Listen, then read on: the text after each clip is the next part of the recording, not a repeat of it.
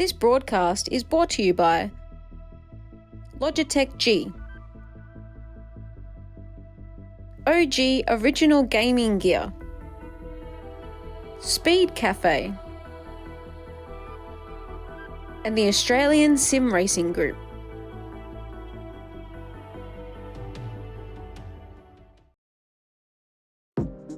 Hey, you know that guy who...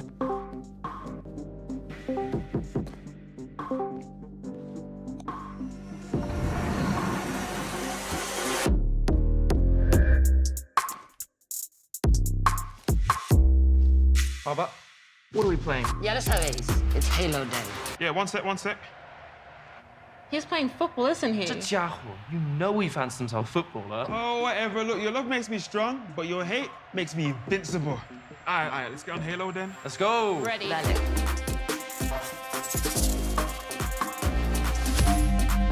You went back this time, right? You also Chill, chaval. I won't ghost you this time. I'm going hallway. I got right. Uno fuera. Oh, another one down. Lock in. Next kill wins it. Where is he? No lo veo. Nisha, you hear that?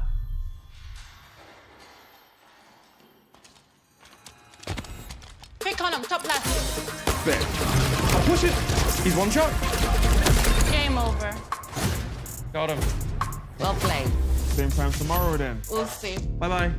Ciao. Nos vemos.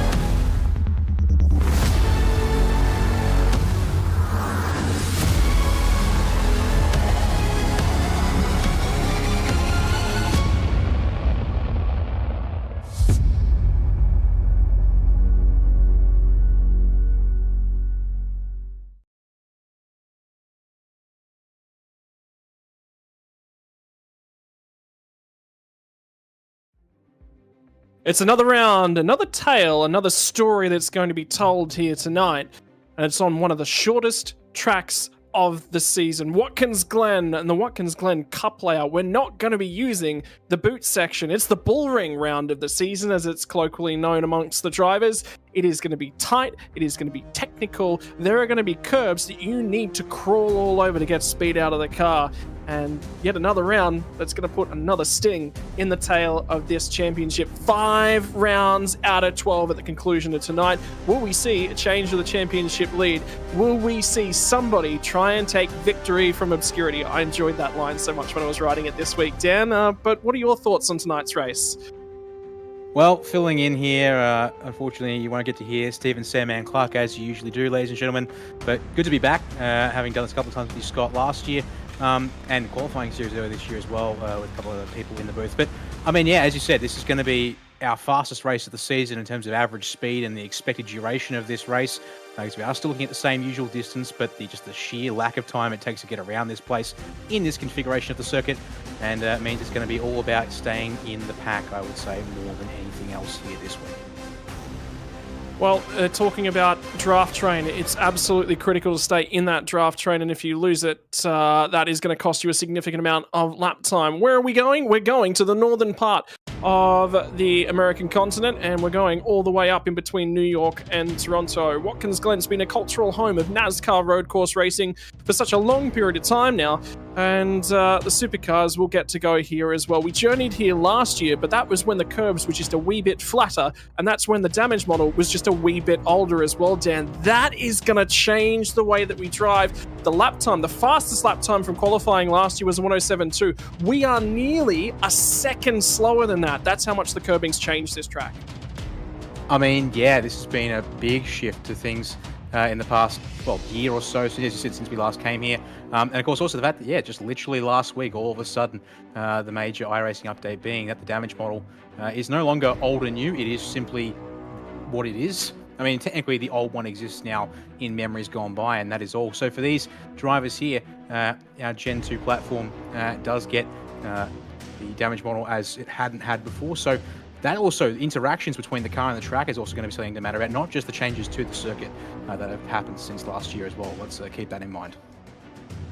Yeah, and that's going to be so critical as well. Could we see a number of safety cars here tonight? Could that change the strategy up? 250 kilometers is going to be the race distance here tonight. How are you going to string that together? 2 compulsory pit stops, those are required, but the pit stop window opens relatively early on. The pit stops here tonight, Dan, this is where you're really strong. Talk to me about the fuel drop here tonight, because it's not a big fuel drop that you've got to get added to the initial starting 111 litres these guys will have in the cars.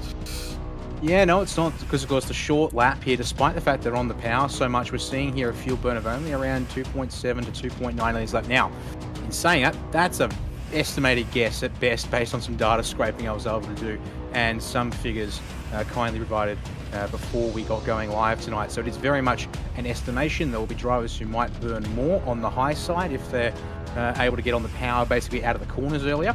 That'll be where they, and if alternatively, if they're on the throttle slightly longer at the end of the straight, they'll be able to burn more fuel that way, of course. Alternatively, if you're in the pack and you are able to get on the clutch really early and just run all the way into turn 1, into the inner loop, the bus stop, and that penultimate corner, and really glide it in there, you could easily see that fuel burn be on the low side. So that is going to be important. We've got a rough idea that we're looking tonight somewhere between 65 to 75 litres of fuel required to add if you start with the full tank of fuel like we expect all the drivers to do so with. So yeah, looking at around that lap 26 marker. Could be as early as 24, 25, maybe even 23. They can make it home depending on how economical they are tonight. Well, we're going to jump across and have a look at our series points because, again, the margins have changed and there's a big note that we're going to talk about in this top 10 in just a few moments. Dylan Rudd now leads the way by 20 points after last time out. Haref went okay for him, but it'll be that standing start that he'll be really trying to work on here tonight. Rick Kuznetsov drifts a little bit, but the guy who made a ton of ground was Andrew Gilliam, moves himself up within 18 points of his teammate. Another 20 on that. He's now within 30 points of the championship lead. Finished 4th here last year. That is a big note. Tom Freer has just about hidden himself from the world in terms of his results, in terms of his finishes. We've barely even mentioned his name this year. The two guys we've been talking a whole lot about, Jared Filsell and James Scott. The Speed Cafe Lobs esports team, they have just been putting speed into speed. They have got so much pace to burn of late. The Trans-Tasman guys that are now chasing them, they're in trouble. If they're going to resurge in this championship, it has to start now, and they're going to start taking points off of those guys. Big note, unfortunately, Brenton Hobson inside that top 10. I always say I curse someone with my articles that I write midweek and some of the predictions that I make. Brenton Hobson was the guy I cursed this week. Has had a hard drive get corrupted. His iRacing install's not been made in time at this point in time. He's not in the server as it stands. He is scrapping to try and get things ready to go so that he can join this race. He's got all of about 6 minutes left to try and register and get himself in. Might make it, just if he does make it. So that'll be the big key as a part of that one. So that's your top 10 in terms of your championship standings down. And was there anyone there that you're looking at and going, this guy's got to have a good night here tonight? I mean, it's going to be, as I said, I think the main one we want to look out for is our drivers from, say, Trans-Tasman Racing. Obviously, we expect they will make their way up the order, recovering from the madness of Sebring for our season opener back at the start of this year. But yeah, I think you just hit the nail on the head. Basically, arguably it is the Speed Cafe Lobs esports cars that are the class of the cohort and the community in general in these cars at this stage. So realistically, you've got to find a way to get some points back on them. Whilst TTR, I'm sure, will be strong, they put themselves on. They got caught up in on the back foot of things at Sebring there, so they've got work to do. While they'll certainly be looking decent, it's going to make that championship challenge as the rounds tick by into the back half of this year, all the more harder. You did say Brendan Hobson's only got about 5 minutes left. Given the way qualifying works, technically speaking, if he doesn't make it during qualifying, he could still get in just when the race is about to get started.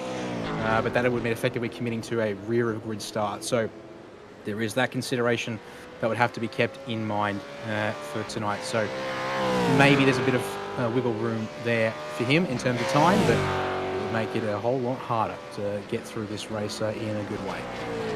Yeah, so that's the difficulty that he's going to have to contend with as it all stands. This is practice results that you're looking at the moment. Have a look at the big name that's up there at the top, Jared Filstel once again. How about Marcelo Rivera? His return to form over the last couple of rounds has been really, really good to see. He's sort of maybe not been in the best mind of things, and not necessarily at the start of the season was what he was really looking for. He's starting to find a little bit of pace as it comes through things. So it's been very, very good to keep half an eye on in the background for Marcelo Rivera. Times are good to start off with things. Madison Downs right there sits in P3, not into qualifying quite as yet, so these are just some markers just to sort of be a little bit aware of as we head into the qualifying, and that split qualifying format tonight as well, Dan, that's going to be really, really different than a lot of these guys are sort of used to. So we will have a split qualifying here tonight, ladies and gentlemen. We're going to split the field basically in half. The reason for that?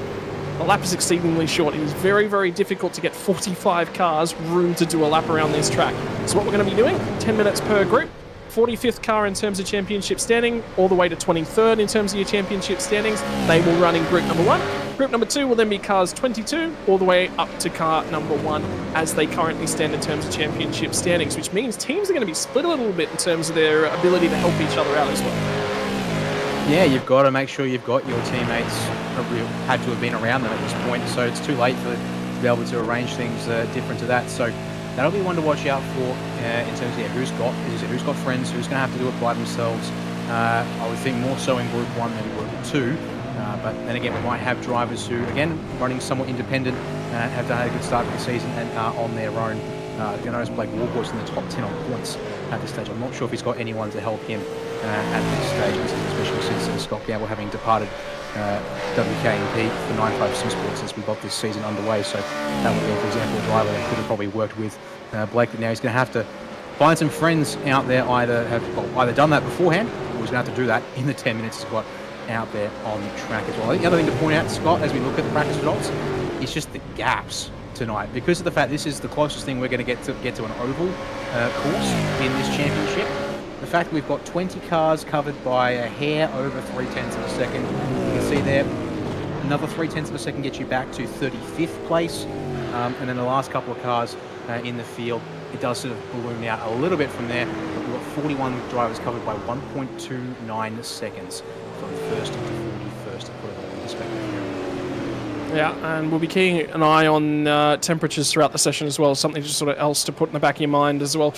Track temperature is hovering right around 50 degrees Celsius right now, 25 degrees Celsius in terms of that air temperature, and there was a big northerly wind, and I was hastily grabbing my Google Maps to go and have a look at which direction the track actually sits, because I wanted to know if that was a tailwind running up into the bus stop, or how things stand from there. Other big thing to sort of think about is the way up through the S's. It feels very street course-esque, doesn't it, Dan? Because the walls, when you get into those S's on lap number 1, everything shrinks and condenses back into a real choke point as you crest the hill.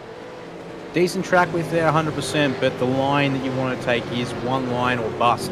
And the walls, as you said, at the very top of the S's are right there. In fact, this is a lovely shot. Basically, the grass there on the inside through turn 3, that's almost deceptive, because you can see there the Armco is literally on the white line as you enter the third turn on the right-hand side of the circuit. Then you get to the bridge there with that infield road going underneath as you then prepare to make the flick to turn 4. So you can see also, yeah, just the darkening of the circuit where the drivers typically go, and our preferred racing line here. There is such little room for error. You can maybe get 2 cars up there side by side in a racing situation, but that does require some give and take.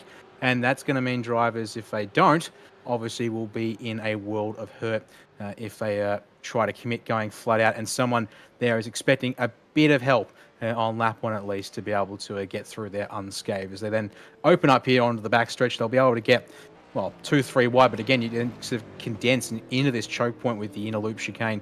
There is a big curb there you can use, but that's realistically at most a 2 wide entry and sort of section. And again, same sequence, same thing, Scott. It's ideally a 1 wide groove. So 2 wide is going to need give and take from drivers to make it work.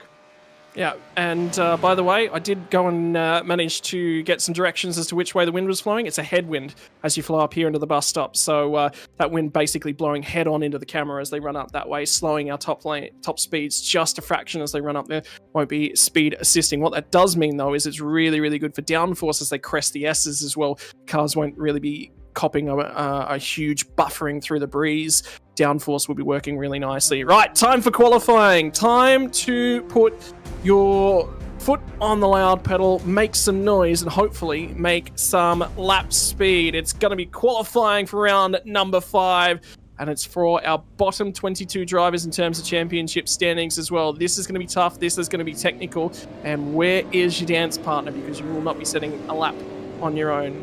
One of your teammates, by the way, made his way into the championship as of this round. Debutant out here tonight, here, Dan. How's Tyson's feelings as he's settling himself in for 250 kilometres of racing here tonight?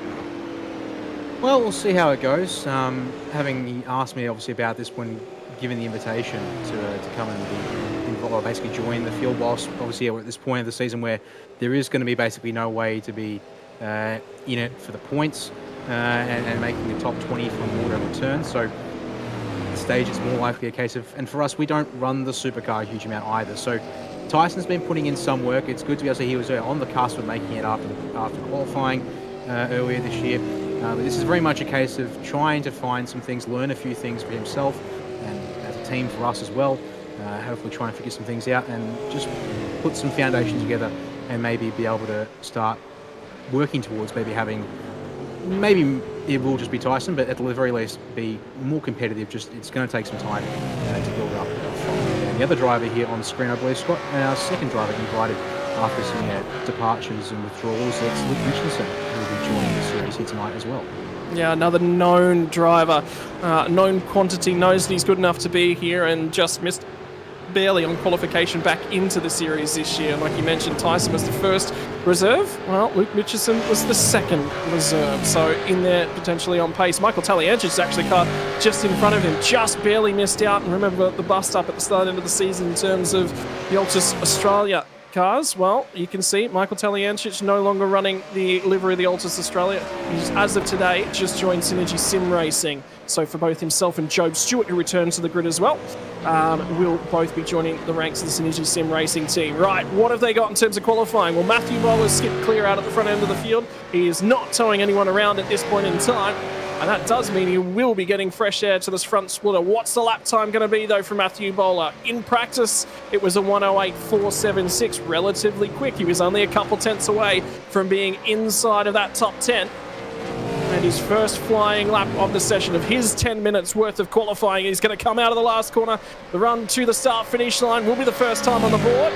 Is it going to be a banker from the driver in the number 12? It is a little bit of a banker. He's about 0.2 of a second down on where he was. Scott Gamble's going to eclipse him and immediately jump to the top of the timing sheets. Although Forzan El Nabi comes through with a 1:08.308 straight to the top of the timing sheets, and Bo Albert's gone along with him. Dylan O'Shea's at a reasonable lap. So the 9.5 crew are going to be quick here tonight. Job Stewart back in the car, back in the series, and back towards the front end of qualifying.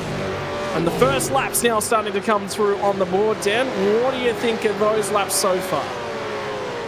Drivers like El Nabi and Stewart, that's not looking too bad. They're just inside of 0.3 down on the absolute best times we saw in practice. And I think from what I can see, that would have been around those times right now as they stand. Would have been good for just in and around, I think, 10th or 11th in practice. So yeah, those guys here, sort of top 4, I'd say top 4 to Griffin Gardner. Decent bankers. For the guys behind, it's a banker, it'll do, but absolutely they'll be needing to look for quite a bit more to get some improvement there and feel a little better about themselves. So it is going to be definitely, well, again, I'd say a waiting game, but we're already almost halfway into this opening group's allotment of time. So at most, they've got another 2 runs to get in. It's just being asked to confirm who didn't get a lap in this opening group. To be honest, I actually can't see anyone. Thomas Freeman hasn't set a lap, missing. but I don't think Thomas Freeman's actually done a qualifying lap in the last couple races, so I would expect that to be the case. One more driver who's immediately back out. It's actually Andre Yusuf, who's gone back out for his second lap straight away. But yeah, other than that, I think the bulk of drivers are actually out there for the first part of qualifying did manage to set a lap. Michael Whiting didn't set a lap, so he'll be one of those drivers. I think Luke Rosella isn't in the car as it currently stands either. Brian Borg failed to set a lap. And now they're going to queue up at the end of pit lane to go out and have another crack at things. Something that's really, really interesting to note was I was looking at pace and who was quick last season. Well, 9.5, reminder that Dylan Rudd was a part of that outfit this time last year, was actually right at the pointy end of things, but Dylan Rudd's departed, but Dylan O'Shea was quick as well. But the thing is, Dan, form guide this year, the changes to the track and those curbs is actually a lot more significant than I was thinking it was going to be. And the form guide doesn't necessarily match up because now you've got to have a car that's a lot more compliant over those curbs. Completely different style of setup. It is true. I think the drivers here in a loop chicane is obviously the prime spot. You've got those 2-3 apex curbs where you're going to be absolutely hopping over to try and minimize the distance you take around this lap. They're the big ones, obviously. Everywhere else, the curbs are minimal, flat enough that we're really couldn't come into too much consideration, but yeah, that will be where time is gained and lost around the circuit tonight. If the car doesn't steady itself over the bumps, it's going to be a world of pain in many respects that you might end up in. As we're being told here, Brian Borg, 017, is one of the drivers in this opening group circuit, and yet there he is. He's actually a little further back from Matthew Bowler here, but no time on the board yet. And he might just be about the only driver out there at the moment who doesn't have a time to put things. And second have been told also make that 2 drivers, the 025 and Michael Whiting, also joining Wooly at this stage in the session with no time on the board. So running out of time here, gentlemen. You've got maybe 2 more attempts to get one sorted and get a grid spot locked in. Yeah, for Michael Whiting, it's not been necessarily the happiest of outings in this series thus far. Tonight might be a night where he just looks to just make sure he gets a clean finish on, and that actually could be very, very relevant. Staying clean, well, that's going to earn you probably a good finish here tonight. And you can just see, there was a lot of talking about gear ratios. The drivers are going to be running different gear ratios from qualifying to the race, and you can just see Michael Whiting was running out of legs at the back end of straight. There was not really much more he could take out of that one. That will all change in the race as drivers will swap from a shorter gear ratio over to a longer gear ratio for the draft. Might help them save a little bit of fuel there as well. But for Forza El Nabi, what's it going to be this second time by? Is the lap time going to improve, or is it not going to? He has got a little bit of a toe. It'll be Scott Gamble that's just ahead of him. And look at Michael Whiting's backing up all the cars that are in behind him. So El Nabi's going to dive to the pit lane. He won't set another clean lap. What's Whiting got to put on the table? Is it going to count? It is. It's a 109.072. Scott Gamble just ahead of him will actually improve. Joe Stewart goes through to the top of the table. Griffin Gardner, though, from out of nowhere, all of a sudden grabs that top step. And at the moment, a 108.241, that is going to be extremely relevant when we see the second round of qualifying start to form up as well. And Joe Stewart, only 100th of a second further back as it sits in second place. Those are quick times relative to the pace we've seen thus far this evening. Yeah, that's now more like it for Griffin. That bets him about 200ths over what he did in practice. So that's a net improvement for him there, without a doubt. Have to see though whether that will hold up in the second round. Certainly might just have to say. It's just a real question of whether the track is improved or basically gone backwards in terms of track state and performance on the circuit since practice. It really shouldn't have changed all that much. We are just proceeding through time in a linear fashion. Right, we've got a minute and a half on the clock as they come around into pit entry here. It's going to have to be a fast outlap from most of these drivers, and to think for most of them, they've still got to get out of the pits because they're only coming in just now. I get the feeling for a good couple of these guys here in the middle to the back of the pack, they're going to struggle to make it round without compromising the preparation or and go too fast on the outlap. Forza El Nabi getting out of the pit lane at the blue cone with about a minute and 12 left on the clock. Don't forget, a flying lap is a minute and 8. He doesn't have a huge amount of time to spare here, and that's if he wants to prep things nicely. He could also back people up behind, and that will really mess up the end of the session. Yeah, well, the stewards will be watching for that. That'll be a no-go whatsoever. And Matthew Bowler's just immediately just going to shoot through and go, yep, I need to get this lap in. So he's going to absolutely go for it. And for Matthew Bowler thus far, 108.470. Yeah, that's a reasonable lap. And all things considered for Matthew Bowler, that's actually quite a good lap in terms of where he sits in terms of championship standings. It's only going to be about 4/10 of what you expect the pole time to be here tonight.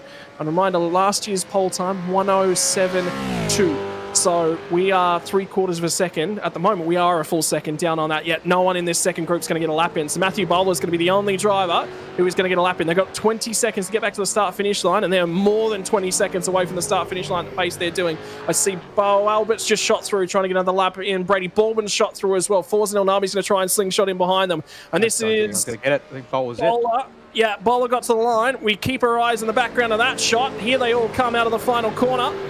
And checkered flag is out. They will not get a lap in. It'll be just Matthew Bowler will be the only driver who will be eligible to get this lap in. And it's got to be a good one if he wants to improve. He got a toe on the previous lap. Will he get any sort of improvement as it currently stands? And the times, they're not looking good. So we have to keep an eye on it. But I don't think he's going to improve. Yeah, it's unlikely. Toe versus no toe. Maybe gets a little bit of a better run through one of these corners, but it's looking scruffy here through the inner loop chicane. I get the feeling that's going to be it on that one there. We actually was, speaking of things scruffy, he's going to commit anyway, so actually that's a little bit quite surely from there in terms of what we're seeing here tonight. But one thing I did want to touch on, we haven't really seen it here in Group 1, but having a chance... Okay, yep, there we go. It's definitely done in qualifying there for Matthew Bowler. So whilst he was the only one getting through there, as you said, no toe to work with. I also wonder if maybe just having to really hustle that out lap meant tyre preparation was hurting. And that meant that it was already going to be a rough case. But it does mean Griffin Gardner on top at the end of Group 1 with Job Stewart and Forza Nabi, your provisional top 3 in the session. I'll talk about that thing that I was going to discuss in a second here, but let's have a look at the provisional qualifying results in a second when they come up here on screen, Scott.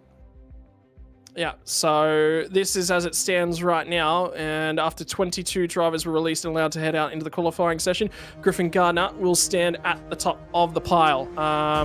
Job Stewart will sit on second, only 100th of a second further back. For Forza Nabi, it's third as it currently stands. He's about 600ths of a second further back. Very, very tight in terms of things. Bo Albert's a 10th of a second further back. Dylan O'Shea, Zach Rattray White, Scott Gambling, Matthew Bowler, Ian Ford, Teo Sorono round out your top 10 right now. We'll throw it over the page to the second group, second half of the first part of qualifying. Michael Taliancic will be in 11th from Brian Borg, Andre Youssef, Damian Johnson, Luke Mitchinson, and Brady Baldwin, and Tyson Broad, the last qualifier to set a valid lap time. And, well, he's in here.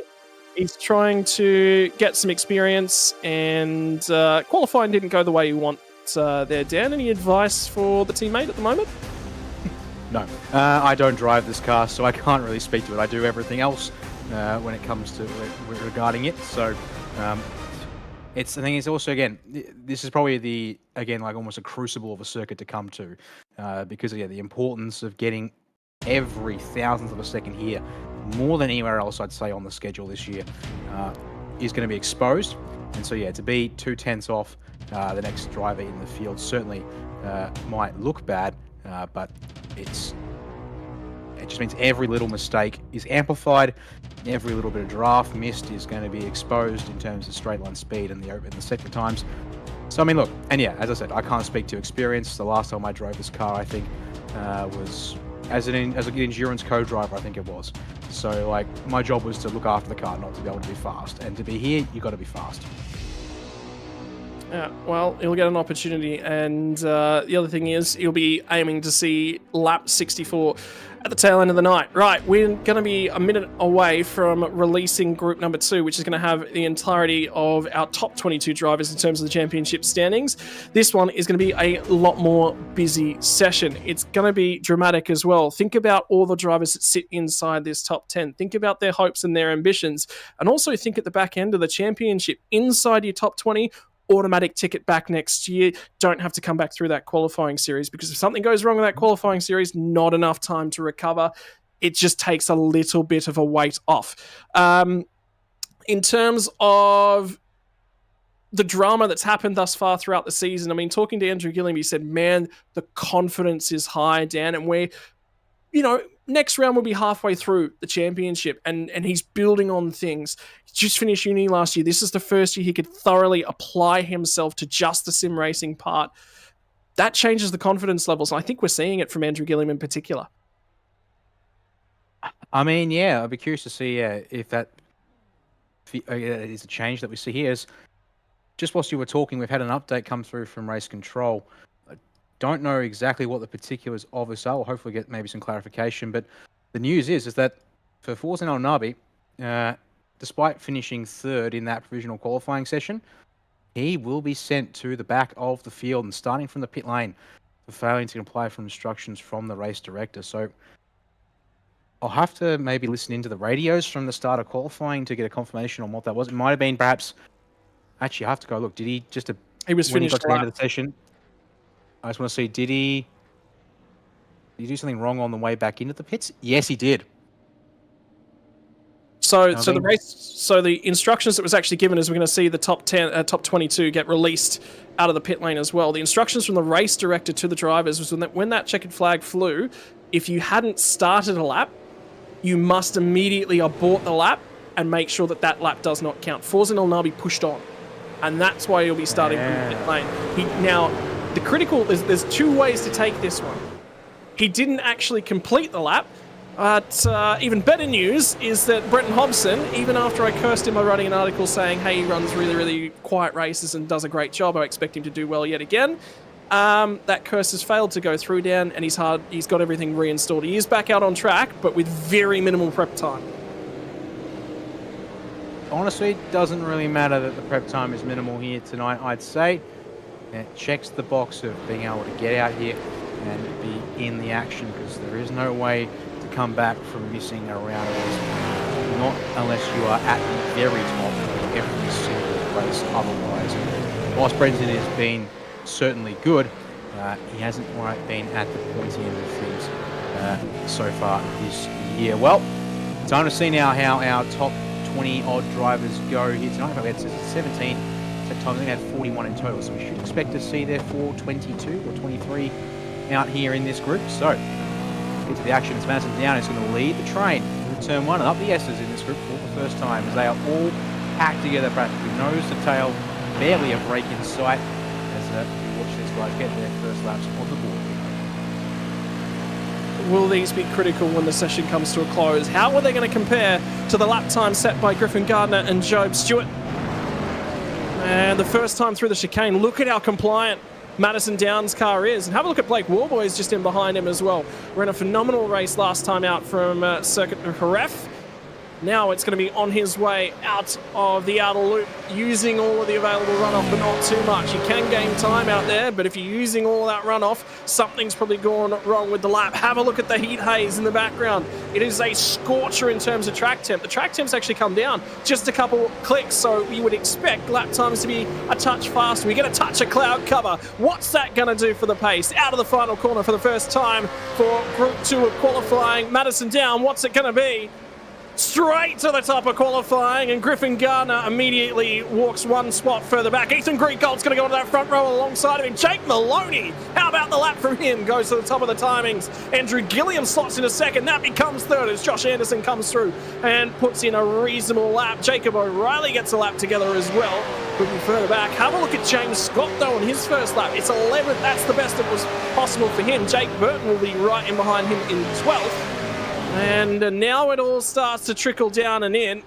And Jared Filsell aborted the lap time. No time set for him thus far. This could be critical. He's got one last lap to get that time out of that 94 machine here, Dan. Does so. It's going to be very important. See, we now know that we're most likely going to get 2 runs at it, unless, well, I think he's going off sequence, so maybe he'll still get 2 runs in, I should say. 2 chances to set a lap. So that's important there to keep in mind.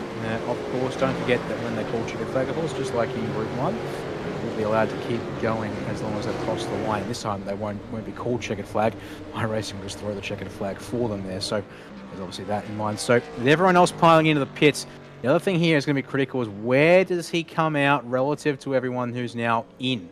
Because this might be messy. We've seen this before at other circuits. Phillip Island comes to mind this year where we had one driver, I think it was Mike Taliancic possibly, off sequence with the rest of the field. Apologies if it wasn't Mike, I'm getting my drivers mixed up here. But what it meant was that he tried to get through, I think it was around the Hayshed section, and as a result, that could be messy. Blake Warways is first out of the pits. He's closely followed by a few cars. So there will be a bit of traffic here in the S's for Phil Cell, unless these drivers are aware of what's coming down the front straight at speed. Yeah, he is going to come down the front straight, and now he's going to have to try and make his way through. But Phil Cell's past a couple of the cars. Maloney will be the next car who immediately just gets out of the way. And you're right, it was Michael Taliancic all the way back at Phillip Island, but now he comes up on the rear bumper of Brenton Hobson. There will be a touch worth of the toe. Then he's going to have to swing to the left-hand side. Everyone's gotten out of his way thus far, so this will actually work. He is going to be able to set a valid lap time, and he got a touch worth of the draft as well, just to help. That worked out about as good as you could have hoped if you're a Jared Phil Cell fan. And the lap time, reasonable as he gets through the bus stop chicane. Now it's into the outer loop as he tries to get the foot planted. There's a couple wiggles, but you've got to have that in this car to get it rotated through the longer corners. And reasonably compliant as he skipped up and over the curbs as they shot out of the outer loop. Now it's to the second last corner, turn number 6. There's only 7 of them on the lap time. A lot of full throttle time, the final corner, the short shoot to the line. What has the Speed Cafe Lobs Esports driver, Jared Phil Cell, got for us on lap number 1 of his qualifying? It's a 108.310, and it's good enough for just outside the top 10. The difficulty for him now is he's got to get out of the way of everyone else that's chasing, but at least he'll be trying to get it back to the pits as quickly as possible. Yeah, so there's the benefit there. He's not going to be backed off here. He'll be committed. Problem is, and that should be enough to get him back there in time out of the way. Just the main thing is, well, same thing. We're going to be off sequence once again once we come around as everyone is getting this second run in. Drivers here at the front, maybe they'll get a third in, like we saw. It's hard to get here with this 10-minute format and the split qualifying. So through the inner loop, they'll come once again. And this basically unbroken tree. Josh Anderson is the exception to the rule. I can see his number slow heading into that carousel second. So he's going to be off sequence now with the rest of the field. But seeing here, anyone improving. A couple of positives at the top of the board. Maloney possibly looking to go faster than what he's done so far in this session. Wait to see here. Being told Phil Cell apparently was looking decent there, Scott, but lo and behold, no second lap on his tyres as the rest of the field comes through. They go Madison and Maloney. So there go TTR going to abandon their runs. For Blake Woolworth, P27, I'm not surprised he's going to commit to this one here. Can he improve? He finds 2 tenths, and that gets him a long way up. 10 spots gained in the process. Oh, Greg Gull goes to the top, but that's going to be bested by his teammate. It's Marcelo Rivera. That hangs around for only a few moments as Jake Burton, the hard charger from last round, made the most spots up, was under the weather at Ref. He is not under the weather when you come to Watkins Glen. Back out, back in form, and Jake Burton back on top. Nice little run there indeed, but again, yeah, finding hundreds, and look at that there. We're now 7 cars inside 1/10 of a second. Top 10, only 0.13 in it at this stage. Everything compressing ever harder, closer together. So critically now, so look for this group here to come around. I reckon they're going to bet you be plenty all right here at this stage. Blake Woolboys in front of this queue. They're going to have about 2 minutes left when they hit pit entry. When you then give it time to trundle down the lane here at Watkins Glen. As Woolboys are bandits, I don't think he's realised those drivers behind him were coming into the pits. I mean, everyone's coming into the pits. Blake, you've just sacrificed about 10 or 5 seconds or so to get in, but also being reminded that, well, it looks like for these drivers here, they are really going full attack on the in-laps, and that's what's got them the extra time here. So never mind that, they'll all get a third attempt here, and you can see they're all starting to get ready to get rolling, but who's going to be the first one past the cones? Scott, because no one wants to lead by the looks of things. Nobody ever wants to punch the hole in the air. How selfish of them all to want to draft. And we've seen this from Formula 1 at Mons, and we see this every round of the Logitech Pro Invitational Series. the qualifying games not only in full force, they are one of the star attractions, and indeed they are the star attraction in terms of qualifying. I tell you what, Phil Sell's playing games with Jake Maloney. Whether or not he wants to be ahead of him, I think Madison Down's not going to have a great qualifying performance here tonight, and I don't think it's necessarily going to go his way. The other driver I'm sort of keeping half an eye on, Brady Myers, did manage to set a reasonable time at 108.212. 4 thousandths of a second back from him was Andrew Gilliam. So that's 6th and 7th as it currently stands. And Gilliam sits right up at the pointy end of the championship standing, sits in 3rd. Well, Brady Myers is starting to take points out of our championship leader in Dylan Rudd as well. But for Dylan Rudd, he sits 18th. The pace just isn't there. He was supreme in qualifying here last year for the 9.5 outfit. Right now, 108.363. He's 2/10 away from Greed Galt, and Greed Galt's 3rd. He's a little bit more than that. He's about 2.5 tenths away from Jake Burton in the pole time. Running out of time in this session as well, 30 seconds. So now you've got to find who's your dance partner here down, and the games are certainly being played, and they're being played towards the mid and back of this pack, and you've got to give yourself enough room to get air to that splitter. If you don't get the air to the splitter that you're after, it's not going to work the way you want it to. Yeah, find your teammates, get some space, and you got to get going. And look at this here. They're further back. While we look at Jacob O'Reilly just go for it because he knows he needs to go. Oh, these drivers are so bottled up. They're not going to improve. There's about 10 or 15 drivers at the back of this pack who have all tripped over each other. And the last car through is James Scott in the 088, but I don't think he's going to get a chance to improve because they all tripped over each other so much they weren't at speed in the final turn. Well, James Scott actually took the checkered flag, so this lap will not count for him. He's already received it. So now we keep our eyes basically from everyone that's ahead of James Scott. If I have a look, that's going to be Kurt Stenberg is the next car on the track, and yes, he didn't receive the checkered flag that time through. So Stenberg will be the last of the cars across the start-finish line to be relevant. Dylan Rudd's aborted his lap. It's not been a good one thus far for this qualifying session. Stenberg slapped the wall incredibly aggressively as they cut their way through the bus stop. Pole position from Watkins Glen. It's one of the more important ones of the year. You've got to be towards the front end of the train. There are drivers that are scrapping for everything they've got in terms of qualifying pace. I'm looking at Robbie Gibbs. I'm looking at Adam Briggs. I'm looking at Jared Filsell. Filsell, by the way, is only 14th at the moment. This lap has got to be big for the driver in the 94. He's had so much pace over the last couple of rounds. He's put on such a clinic in terms of things. Down will be the first car across the start-finish line. Does he improve? He does improve for Madison Down. It goes to 4th spot. Maloney goes to 2nd. Back onto the front row. Jake Burton has pole. Ethan Green-Gold is going to steal it. And there's still a couple of cars. No, that's it. Ethan Green-Gold, the ERT driver, did not go his way early on in the season. So much damage to Sebring. Blown engine at Phillip Island. He's been quick since then, and it's back to the top for Ethan Green-Gold. That's a fantastic job there. In fact, we'll also agree with here. Our top 5 is Evolution, Trans-Tasman, Evolution, Trans-Tasman. We don't have anyone from Lobs Esports until you get to Jared Filsell in 9th place there, if I'm not mistaken. That is, whilst this obviously is a session that is a little outside the norm, this is something that I wasn't expecting to see based on the results that have happened so far in this season. But, well, that's going to set the stage for the racing actions. We now have a look at the grid here for this 5th round of Logitech Pro Invitational Series, Scott. And he took it in the dying moments of the session. It's Ethan Green-Gold who comes through and grabs a pole position. It's by 0.04 of a second. When we get into some of these margins, you'll look at that and go, that's actually quite a lot. It's going to be Jake Burton who'll start off alongside of him on the front row. And for Jake Burton, a lot of positions gained at the last round. Qualifying was his difficulty. He's already gone ahead and ticked that box. In behind these guys, Jake Maloney, Marcelo Rivera are going to be on the next row. We'll throw one row further back and we'll get back to Madison Downer and Josh Anderson, who are going to be off alongside of each other for the Trans-Tasman at row number 3. For row number 4 to be Brady Myers and Andrew Gilling. We'll see how that row goes for both of those guys. They've had a stoush already this season. Could it be another one here tonight? Then we'll get back to row number 5. Speed Cafe Lobs Esports drivers. Jared Filsell will be on the inside of that row, off alongside of Griffin Gardner. Griffin was quick here in qualifying last year.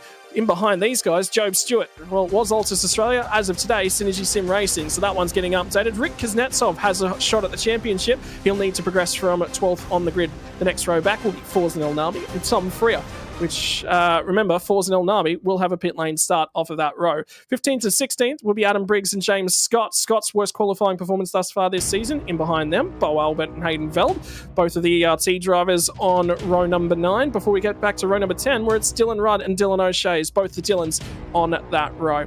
Kurt Stenberg will be the first driver outside of the top 20. Off alongside of him will be Blake Warboys. Next on the grid behind them will be Zach Rattray White and Scott Gamble. Brenton Hobson did manage to make the field. It'll only be in 25th in terms of qualifying, not a lap set in practice, but he will be thanking his lucky stars he got in. He'll be off alongside of Robbie Gribbs. Jordan Ross and Matthew Bowler will be on the row in behind him. Ian Ford and Teo Sorono will round out our top 30. Jacob O'Reilly and Michael Taliancic will make up the first row outside of our 30 on row number 16. Sean McNamara and Brian Borg will be off row number 17. Andre Youssef and Damian Johnson will be in behind them. From there, it'll be Luke Mitchinson and Brady Baldwin.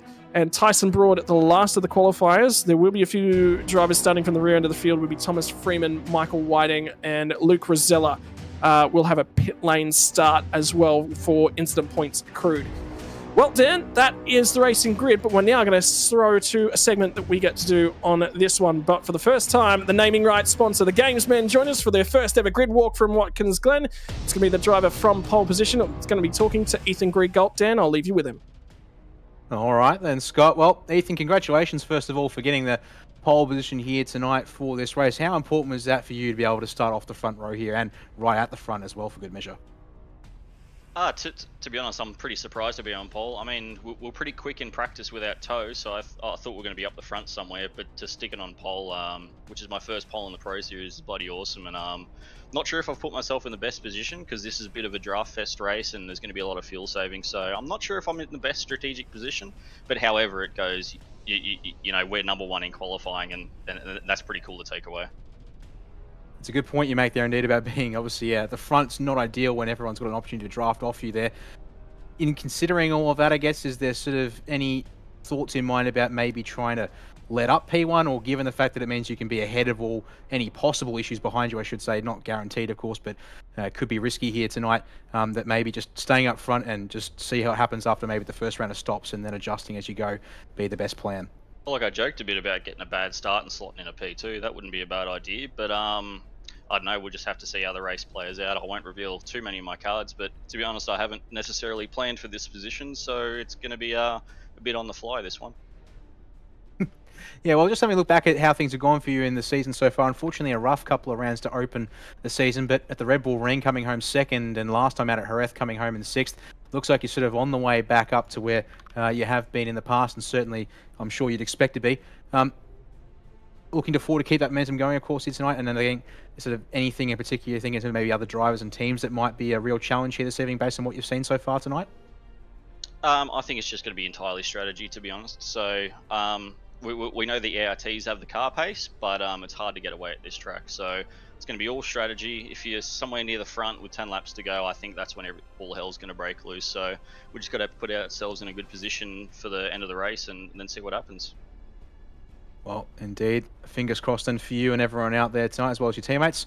Hopefully have a chance to chat to you after the race, Ethan. Good luck out there. All right, thanks up, boys. Well, with that said and done there, Scott will now turn to our next driver on the Gamesman grid walk here, and it will be the man right alongside Ethan Grigalt. I hand to you to chat with Jake Burton from second place here.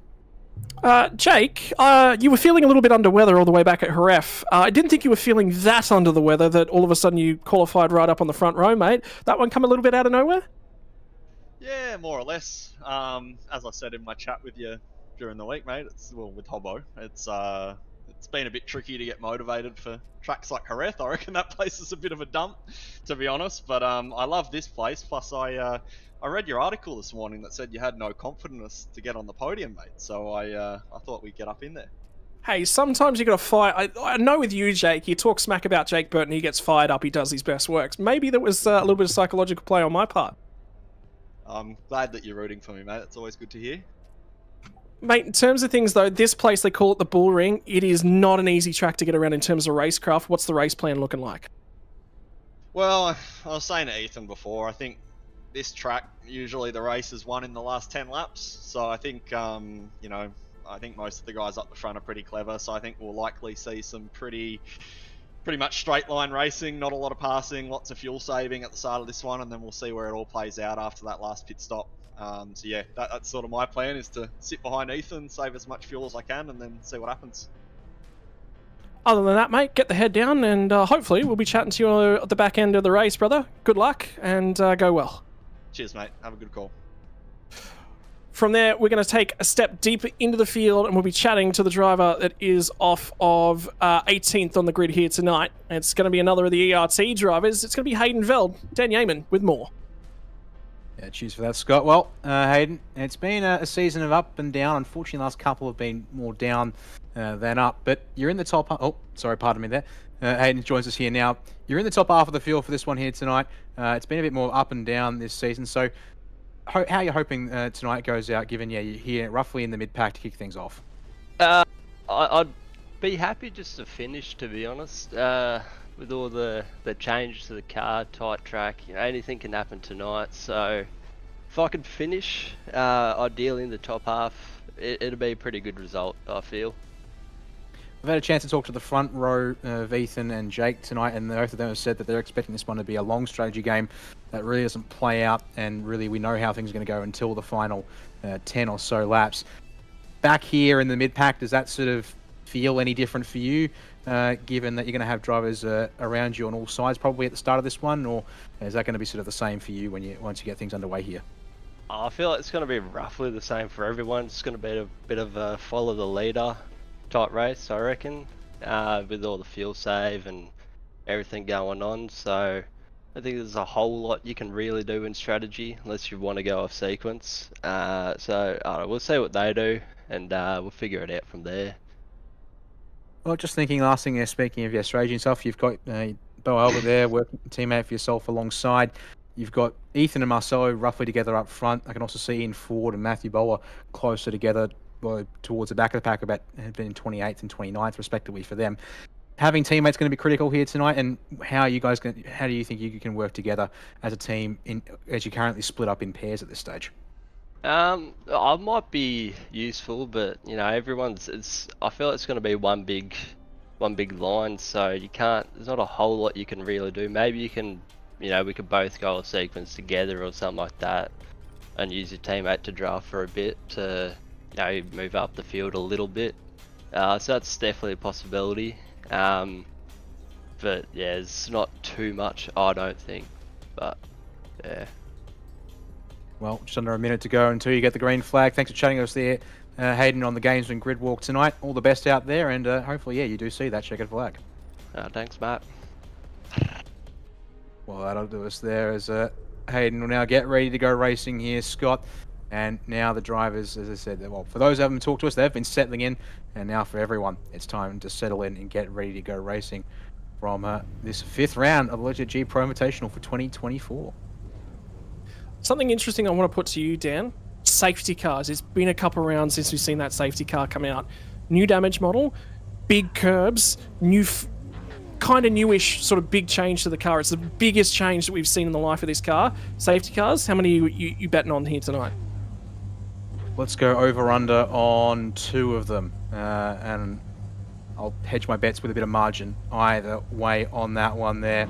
As the clock strikes 0 here, Scott, so the revs will rise from our field here for round 5 of Logitech Pro Invitational from Watkins Glen International is underway, and it's a set on tyre tracks where our pole sitter Jake Burton will lead the field to turn 1 as they fan out 2-3 wide behind as they make it into this first corner. Yeah, Burton gets it. Gets a great getaway, and we were talking to Ethan Greengold. He said, hey, maybe not getting a bad start.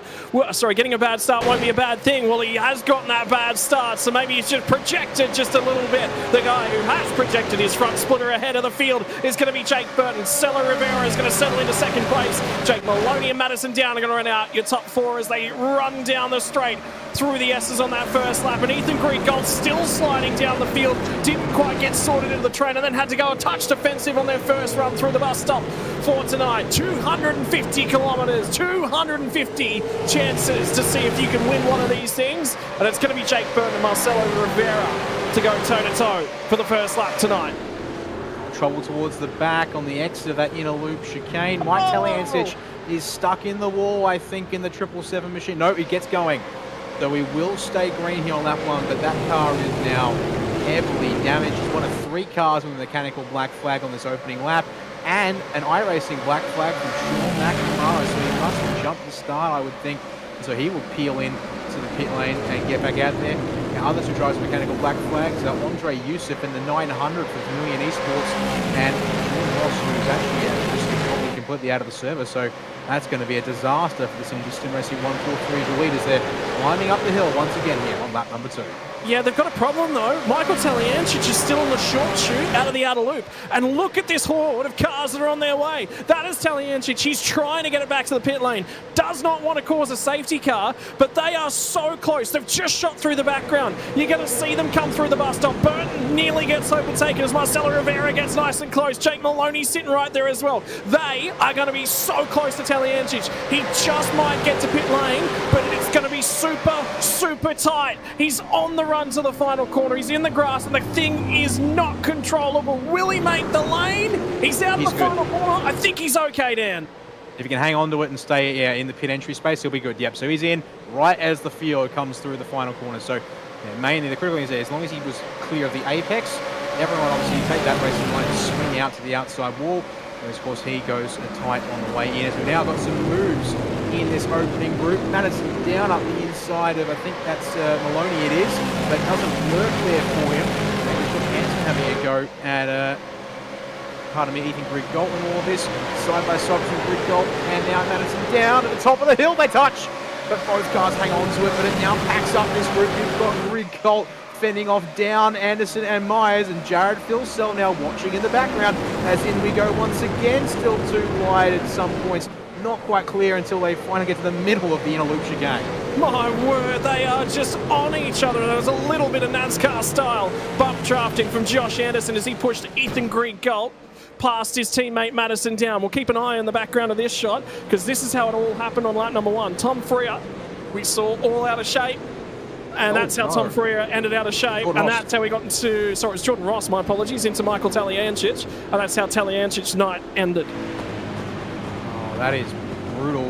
Jordan Ross has had a massive issue there with hardware of some kind, it seems. And then Mike Taliancic is just the first person to be in the wrong place. And as a result, cleaned up. No fault of Jordan Ross, no fault of his own either.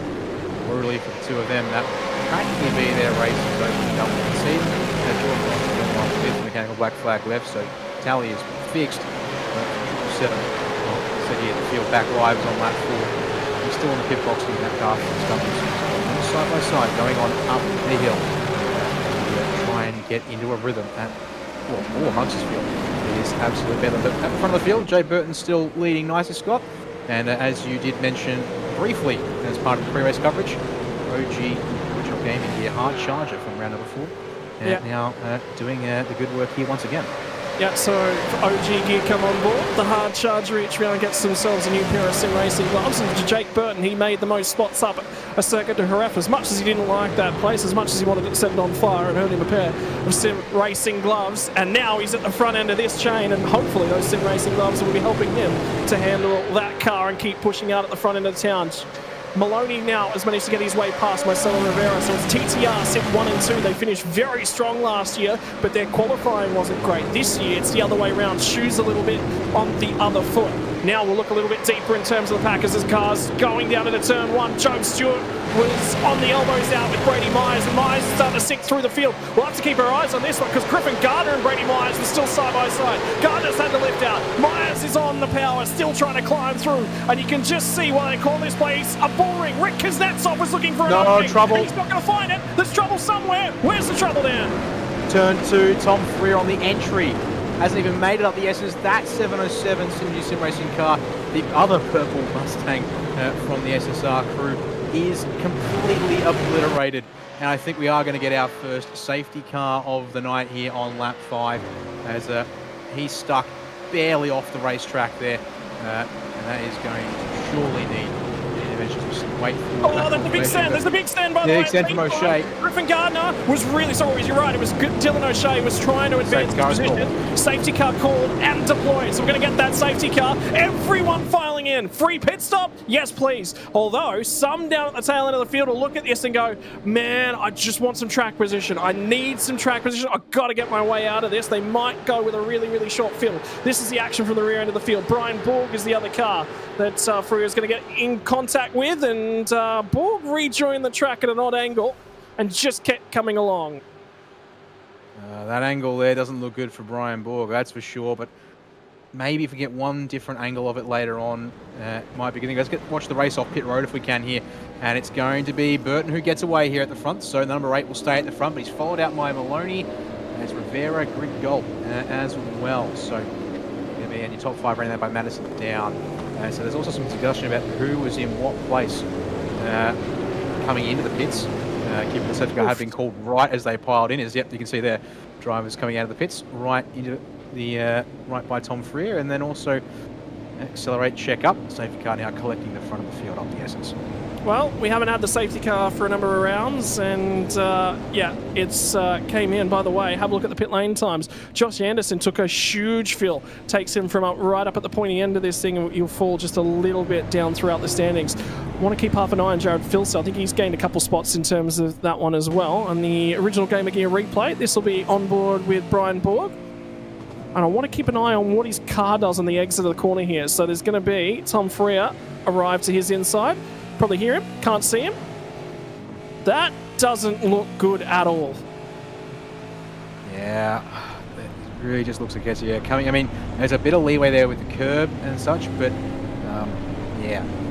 So that just makes it look like it's a case of coming back a little bit on circuit there, and Freer's giving him space, and it's not been enough as we're going to go to one more OG gear replay on board inside the cockpit this time. Yeah, back over the curb. Not a great look there again, as you said. But you can see the car. That shot actually makes it look better than I thought it was, but I still don't like it. Doesn't look pretty, and there'll be some questions to answer for Brian Borg. For Matthew Bowler, unfortunately, pit lane entry was not his friend, and there's going to be a few cars right in the rear end of the field that are taking some damage repair. Tom Freer, his night will be over. That was the first time I've seen a supercar with a wheel ripped off. But for Michael Taliancic, this is an opportunity to perhaps get that car repaired, get himself back in the race. There was actually somebody else I saw with that meatball flag early on, and it was one of the Vermilion sim racing cars. I think it might have been either Sorono or Andre Yusuf was the other one I was thinking. Can't confirm it was Andre Yusuf who had issues. Looks like has been able to get that fixed enough in the pits. I'm just trying to look back at Matthew Bowler, why he's in the pits. Oh, he's been pushed into his own teammate by the 222 of Jacob Rice. So that's what he was on the radio about, because he was asking for pit entry to be reviewed. So a bit of a stack up on the way into the pits through the final turn has meant, because they were just coming off racing speed, and the second guy was called, and then trying to get themselves in position, and then just a little bit of a push from Jake O'Reilly in the 222 from Vermilion Esports into Matt Bower. We'll see it here on the next of our OG replay, Scott, and it's just there's the push. You can understand why. Everyone's trying to feed themselves in. And by the way, there is a very interesting point that I want to sort of put in the back of your mind. Is there's going to be a few cars at the tail end of the field will come back down for another top off. This is live pictures, and Jordan Ross is still in the race and still kicking. By the way, something I just wanted to keep in the back of your mind was that yellow line on the track at the pit lane entry for Watkins Glen. That is not relevant for the pit lane entry. Drivers can cross that one. Pay no mind to that. That will not be in play here tonight. Yeah, no, it's not. It is one of those ones that doesn't doesn't matter, despite the fact this is just sort of part of the pit rules and such. We have had confirmation in the meantime from Race Control. The safety car will be in here at the end of lap number 7, and we'll get back to racing once again, and then see who can settle in. So most drivers here, as you said, with a few exceptions, have just taken the fuel they could get in whilst changing over tyres. Josh Anderson, though, he's only sacrificed about 1.5 seconds in stationary time.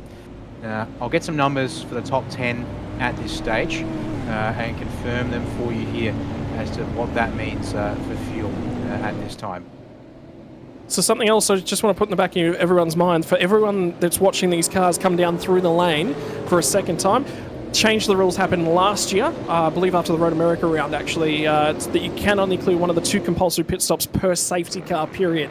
So these guys that are coming back down, they will still have one more compulsory pit stop. It'll be a touch shorter, and the thing I always say is if you haven't got track position, stay out and get some, or get yourself some strategy position, and that's what the guys at the tail end of the field have done. And for Andre Yusuf, some damage repairs as well, trying to keep himself relevant and maybe put some points on the board. Tom Freer's car is destroyed. New damage model comes. We get a safety car. The series changes. Jake Burton, in the meantime, doesn't change his position, still leads the way. And he will have control of the field. Safety car has now returned to pit lane. We are going to see 39 V8 supercar drivers go back to green flag racing. Actually, it's going to be 40. One more of them has rejoined the race. It was Jordan Ross. And Jake Burton is going to restart the race nice and early before they even get to the final corner. Run down the start, finish straight. Him and Jake Maloney are going to see if they can skip clear. Trying to go for an overtake in the background is going to be Ethan Griegold, and that will be nice and easily done. That'll be the 2 teammates communicating, working together. And Ethan Griegold's got an ally around him, which he hasn't had for a little bit of time, and you can see it's pushing him to greater heights. For Marcelo Rivera, these 2 might work together throughout the race.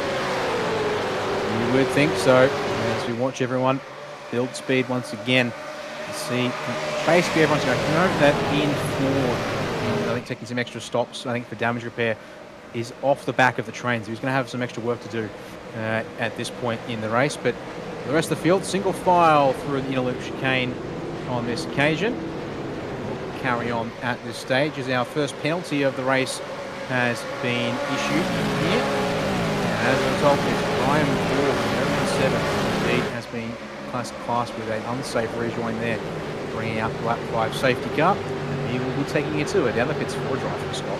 Yeah, and we all said it didn't look good, and stewards thought the exact same thing. So at least that's been nice and consistent here tonight. Job Stewart's enjoying a good run of form deep inside the top 10, and Jake Burton goes ahead and sets the fastest lap of the race thus far, so that's going to change the pace to things. And Ethan Griegold just had a huge snapper oversteer as he bounced up and over the curbs at turn 1. That is going to put some heat through the rear tyres. What do supercars drivers always say here, Dan, about tyres and heat? Don't. Yeah, don't. It's about all they need to say. Well, Ethan Griegold's got a job to do here. Can he chase down Jake Maloney and keep going? And this might be the original Game of Gear replay. The snap of oversteer. Watch him hop the curbs on the exit out here. Oh, yep, it's not much, but it's enough. It'll make those tyres feel a little more unpleasant now in this stint.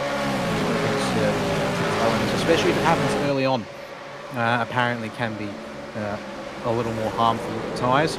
And there's not a lot of time around this circuit to really let them breathe as well. I mean, the corners aren't too severe. The main tyre to watch out for around this place, I was told, is to be the left front. Might be the left rear if you're a little, well, lead foot with your right foot. But yeah, you're leaning on that left front through turn 1, up the S's through turn 2 in particular. Then, of course, turn 5 at the carousel and the final corner. The right front doesn't get pushed as much. I guess you could say here, turn 3 as you come back over the hill. You're leaning on that right front a little bit, but yeah, obviously being this clockwise oriented circuit is very much a case of being working the left sides within the limits. Yeah, well, they're going to try and keep themselves going, keep themselves moving in terms of the racing as it currently stands. There's going to be an interesting thing that's just crawled in the back of my head, and I think there'll be a number of drivers that'll be starting to think about this as well. If we get another safety car here, Dan, prior to lap 26, let's say prior to lap 20, so we're outside of fuel range as well, do you pit again? And how much fuel do you leave for the last splash? I was going to say, getting your compulsory stops out of the way is good, but I don't see why. I don't think you'd want to. Bit of issue at the penultimate turn. Teo Sorono and Brenton Hobson have somehow both ended up off the circuit there. What's happened here? It was an attempted pass by the 88 of Hobson, and it hasn't worked out by the driver. And hang on, keep your eyes on, because there's movement coming in this shot as well as they try and squeeze down into turn number 1 to the inside. And I believe that's Rosella who's trying to cut his way through, by the way. Down the inside, get a move done? No, yeah, it is Luke Rosella. Yeah, it's been a couple of weeks since we've seen him in the series. back here once again after serving a pit lane start. The license plate continuation is the 55 machine, third of our logs esports entrance here. So, oh, it was up the inside. Jake O'Reilly in the 222 had a nose going into the inner loop chicane, but he is now in the runoff. Will rejoin. Has some damage to his name, but that's just going to be more time, it seems, as we've got another OG here replay to pick this one up. Scott, or no, go back to Hobbo and Sorono first. So into the penultimate turn, I saw from another angle a tiny bit of front locking from Hobson, and he just runs the tiniest bit wide into Sorono, tags both cars and unsettles them both. As we'll then go back to live pitches for a second and pick up Jared Philsell. Now threatening the top 5 there is, what have you got? Madison Down just about got overlap on Marcelo Rivera, and the problem that he's now got is he's had to check that run up, and you can just see the cars crawling all over the road as they go through. The right-hander at 2, the left-hander, yeah, it is the right-hander at 2, the left-hander at 3, and the right-hander at 4 as well, and that is how much fuel Jared Philsell is saving, because he was right against the rear bumper of Madison Down, and this top 6, there's nothing between them. Basically, from Jared Philsell to Jake Burton is covered by a second.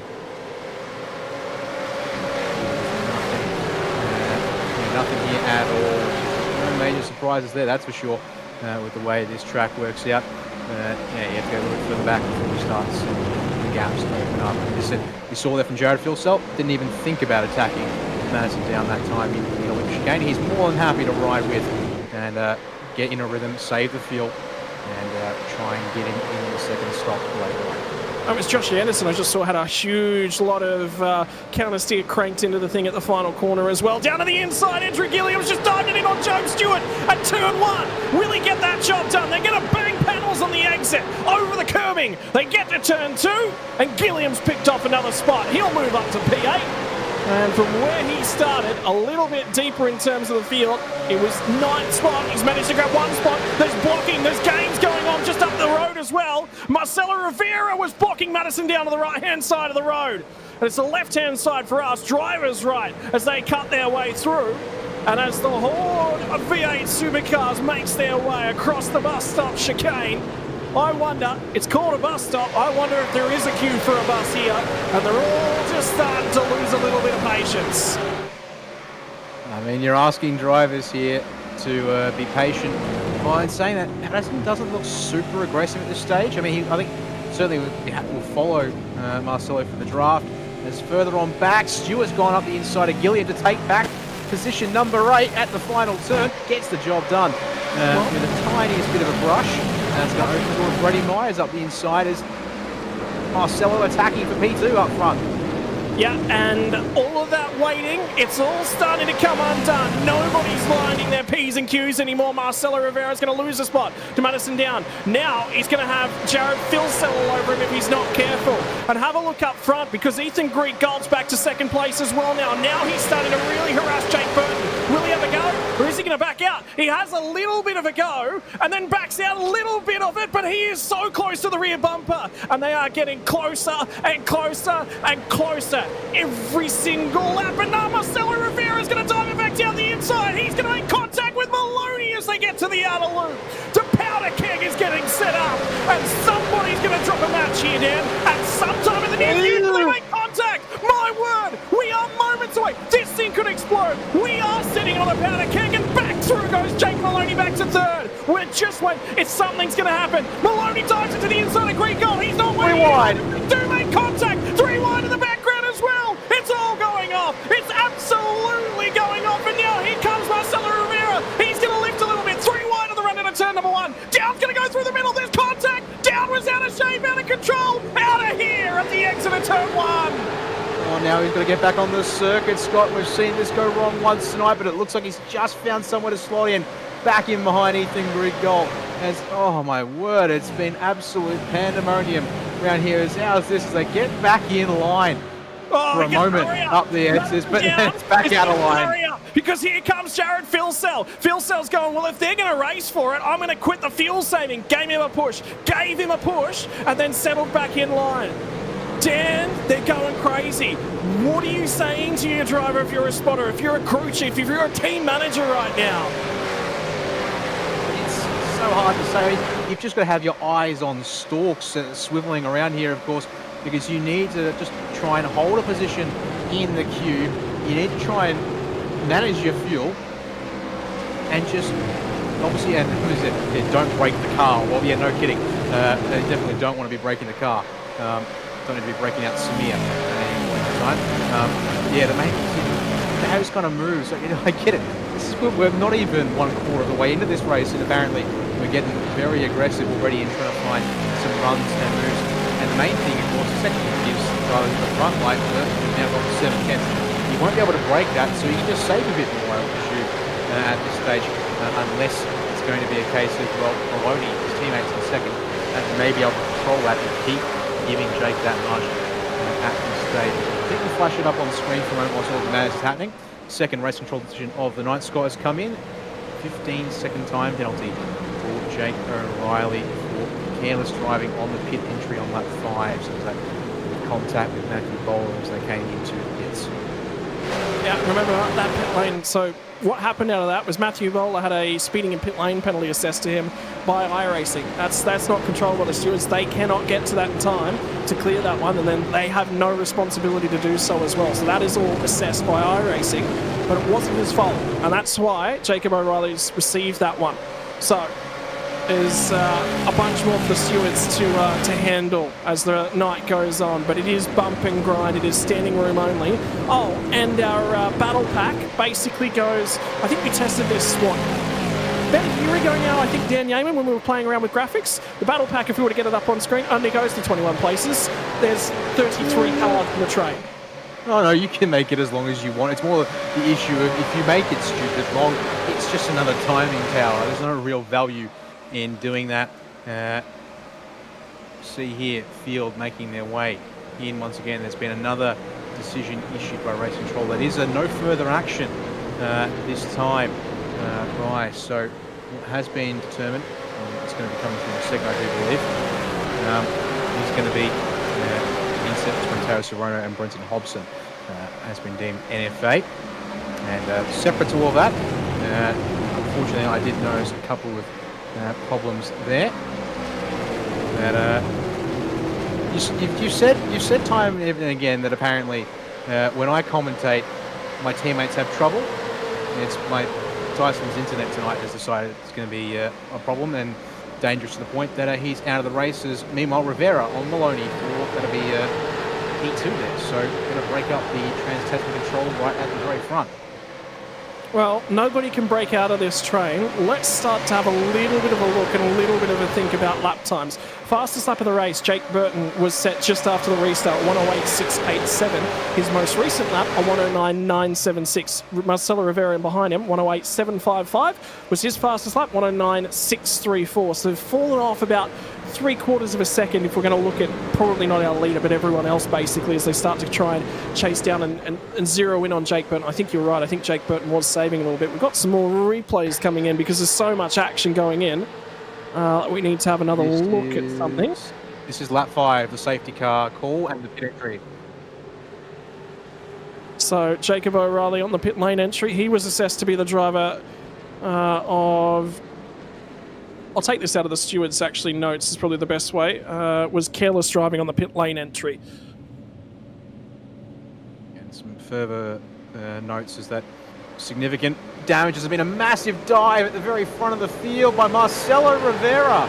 Gets to the lead of the race off Jake Burton. And now you've got Ethan Grigault tussling with both Maloney and Madison down. Phil Sell to the outside of down to return to. Can't make it work there. He's too wide.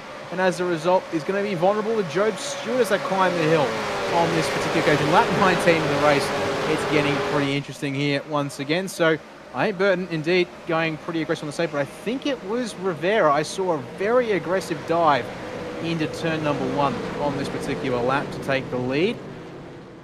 Yeah, big roll from Jake Burton as there's it on the original Gamer Gear replay. And then similarly in the background, Greg Gold. Trying to get up the inside of Maloney and eventually making it stick there by turn 2. Well, Rivera's just gone, you know what, stuff it. I'm sick of this fuel save business. I'm going to try and tee off down the road and see what I can do and break things up. Because if we do, everything happens as it currently happens. I'm just going to be dive bombed somewhere else if I try and do the fuel saving. And the other thing that I'm thinking of is we're actually going to see some draft breaking now happen between our front three as they all weave down the main straight. So it'll be Rivera from Burton from Greek Gulp moving right to left across the track, drivers right to left across the track as well. And now back to the inside, more overtaking when it's towards the back end of the top 10. And I believe that was actually Rick Kuznetsov and Dylan O'Shea who were going side by side. So that was actually for 13th on the road. And Dylan O'Shea is now going to move his way into 13th. And Dylan Rudd, championship leader. The two guys who were first and second in their championship currently side by side as they run down to the bus stop. Kuznetsov's got the nose ahead. He'll hang on to that one. But Dylan Rudd's starting to feel like he wants to progress his way through the field. And Blake Warboys have got all out of shape as they enter the bus stop that time by. So it is starting to go off again. It's powder keg. Calm it down for a couple of laps, and I get the feeling a match is only a few moments away. Yep, there's the incident where we saw Jake O'Reilly spun around and been told that slowdown flag issued to Blake Warboys. So he's going to try and get this cleared in the next little while. I think he picked it up in at the bus stop, and yeah, there goes all over. He now needs to get that one gone, and it's still not gone yet. So that's going to be painful. There you go. He gets it cleared now, losing, I think, 4, maybe 5 spots. Yeah, Stenny on the outside into turn number 1 would be 5th. 5 spots down if it does happen. It's going to be a drag race over between those two in turn 2. And Warboy should win out on the inside. Stenny's still there, and now he's got the inside at 3. Will back get the job done? No, he loses out when I get to the top of the hill. So only 4 lost. But he is now a ways back. And now you've got Robbie Gibbs and Luke Rosella in there, as well as Brady Myers is tumbling down the timing tower. And Brady Myers had to dip out of the... I just saw him, I think, cut the chicane. Back. So something's going on.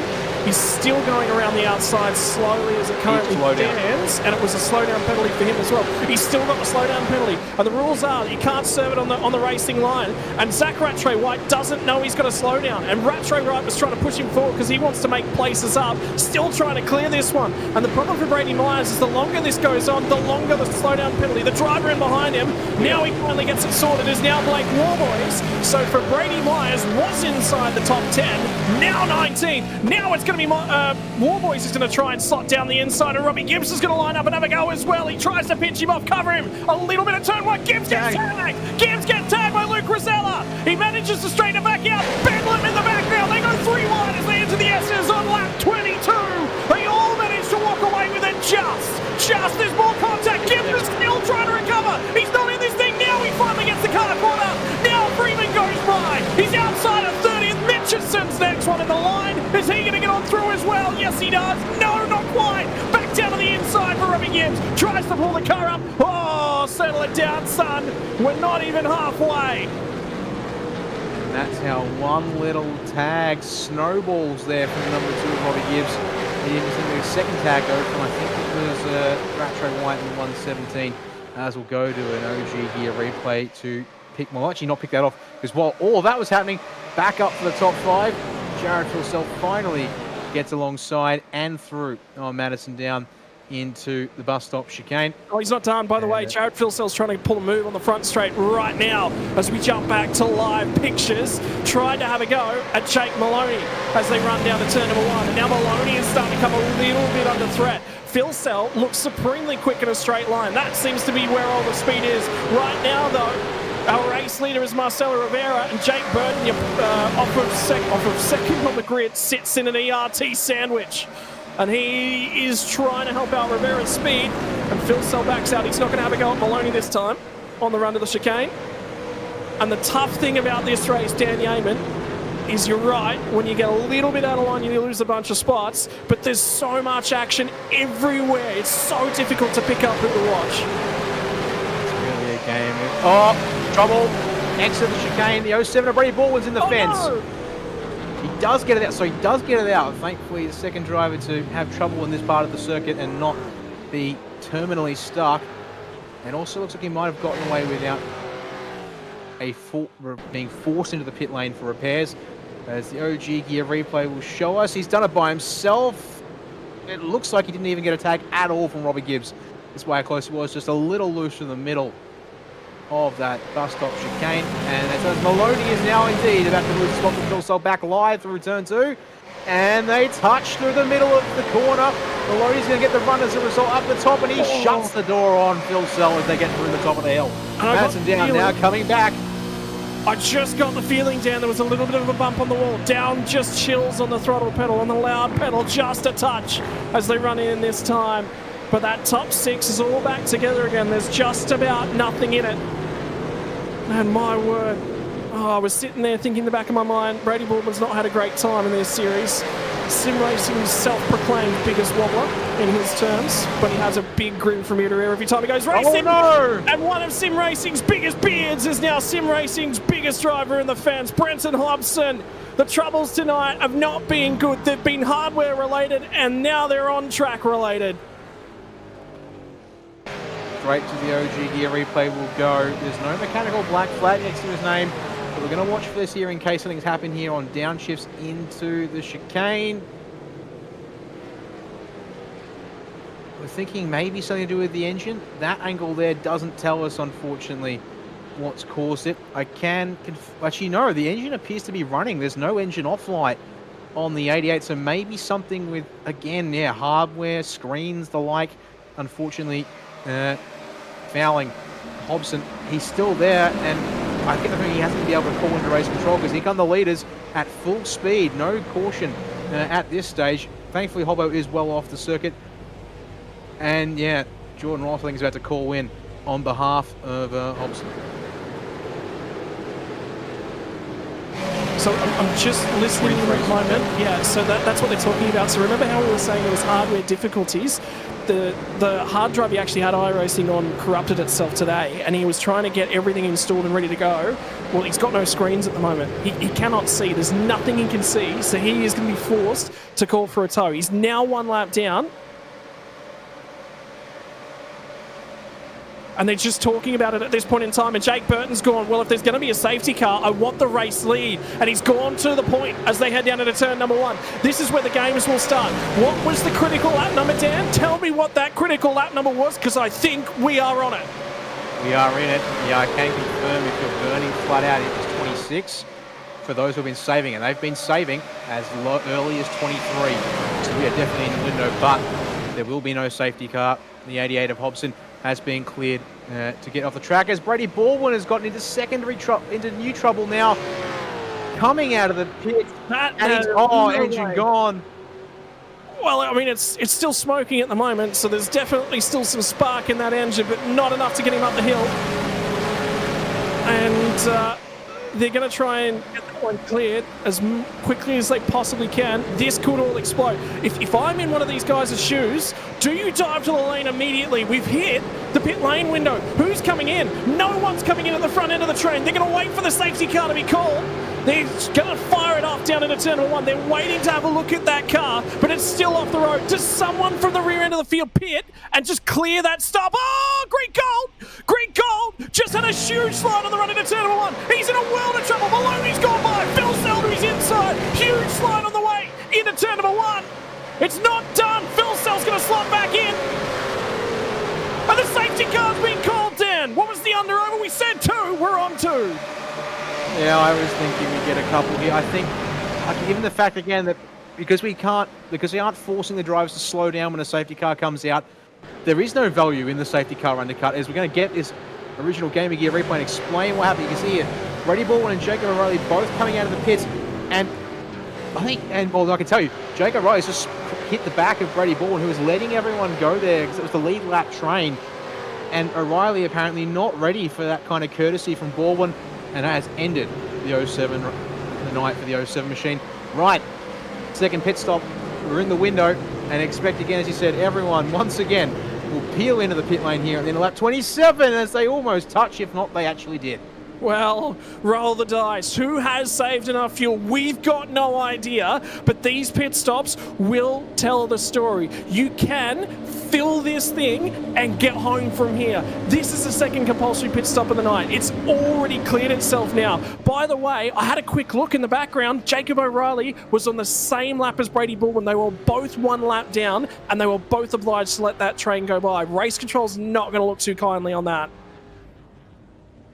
Yep, there's a couple of cars that have stayed out. Well, that's O'Reilly in the 222 and 143 Jordan Ross in the Synergy Sim Racing entry. Going to try and get some laps back here. We've also had Brenton Holman drop out and leave. As they're about that, as they get the race off pit road, going to get away now. And the biggest winner of them all from P5 to P1, oh sorry, it was P4 to P1, I think, going to be Jared Filsell to the front. We've got a race on our hands, folks. I just saw someone in YouTube land say, I'm out of popcorn. We're only 28 laps in. We haven't hit halfway. He's out of popcorn. I'm out of breath. We've got half a race to go yet. We haven't run 125 clicks at this point in time. We're going to try and grab some interviews. We'll have at least one driver on standby to at least have a very, very quick chat to us at the end of his race with how things have gone. And unfortunately for you, Dan, it is going to be your teammate that is in things. But at the moment, we'll settle things down. We'll give you an update on the race order as it currently stands on that timing tower. So Jared Fuel Cell and had saved the most fuel. Job Stewart jumps to P2. Jake Burton's done a reasonable job and still sits in P3 from Jake Maloney from Madison down. James Scott jumps out of nowhere. He jumps out of absolutely nowhere to sit 6th now. He was at the back end of the top 10. He was 9th on their way in, now sits 6th. So he's recovered a reasonably strong night as well. Greek Galt and Rivera are pushing on quite hard. They've dropped a few spots as a result. 7th and 8th on the road. Griffin Gardner and Rick Kuznetsov. That's your 10 as it currently stands. And Dan, let's go ahead and have a quick old chat with Tyson Broad, who's not had the greatest night at the office. No, he hasn't.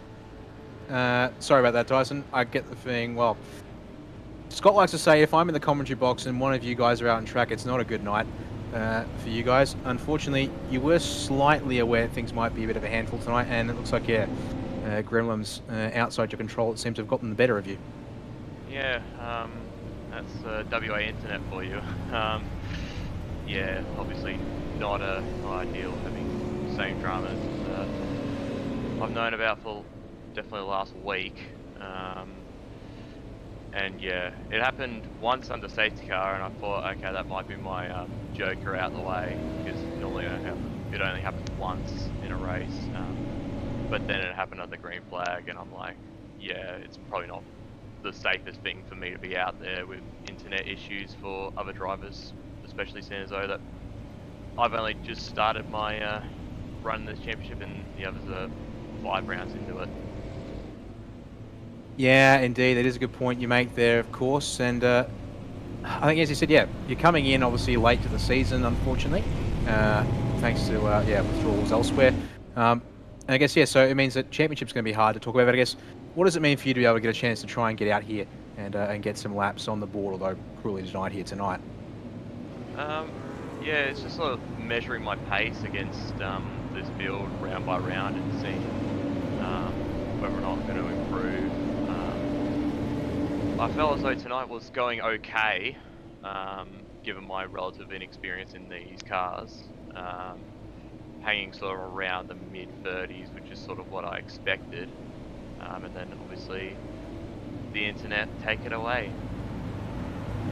Well, unfortunately, that's going to have to do us there for tonight, Tyson, as the field's about to get back racing here once again. And thanks for having a chat with us, and yeah, fingers crossed we'll have a better thing, or better prospects in the next round of this series. Thanks, guys.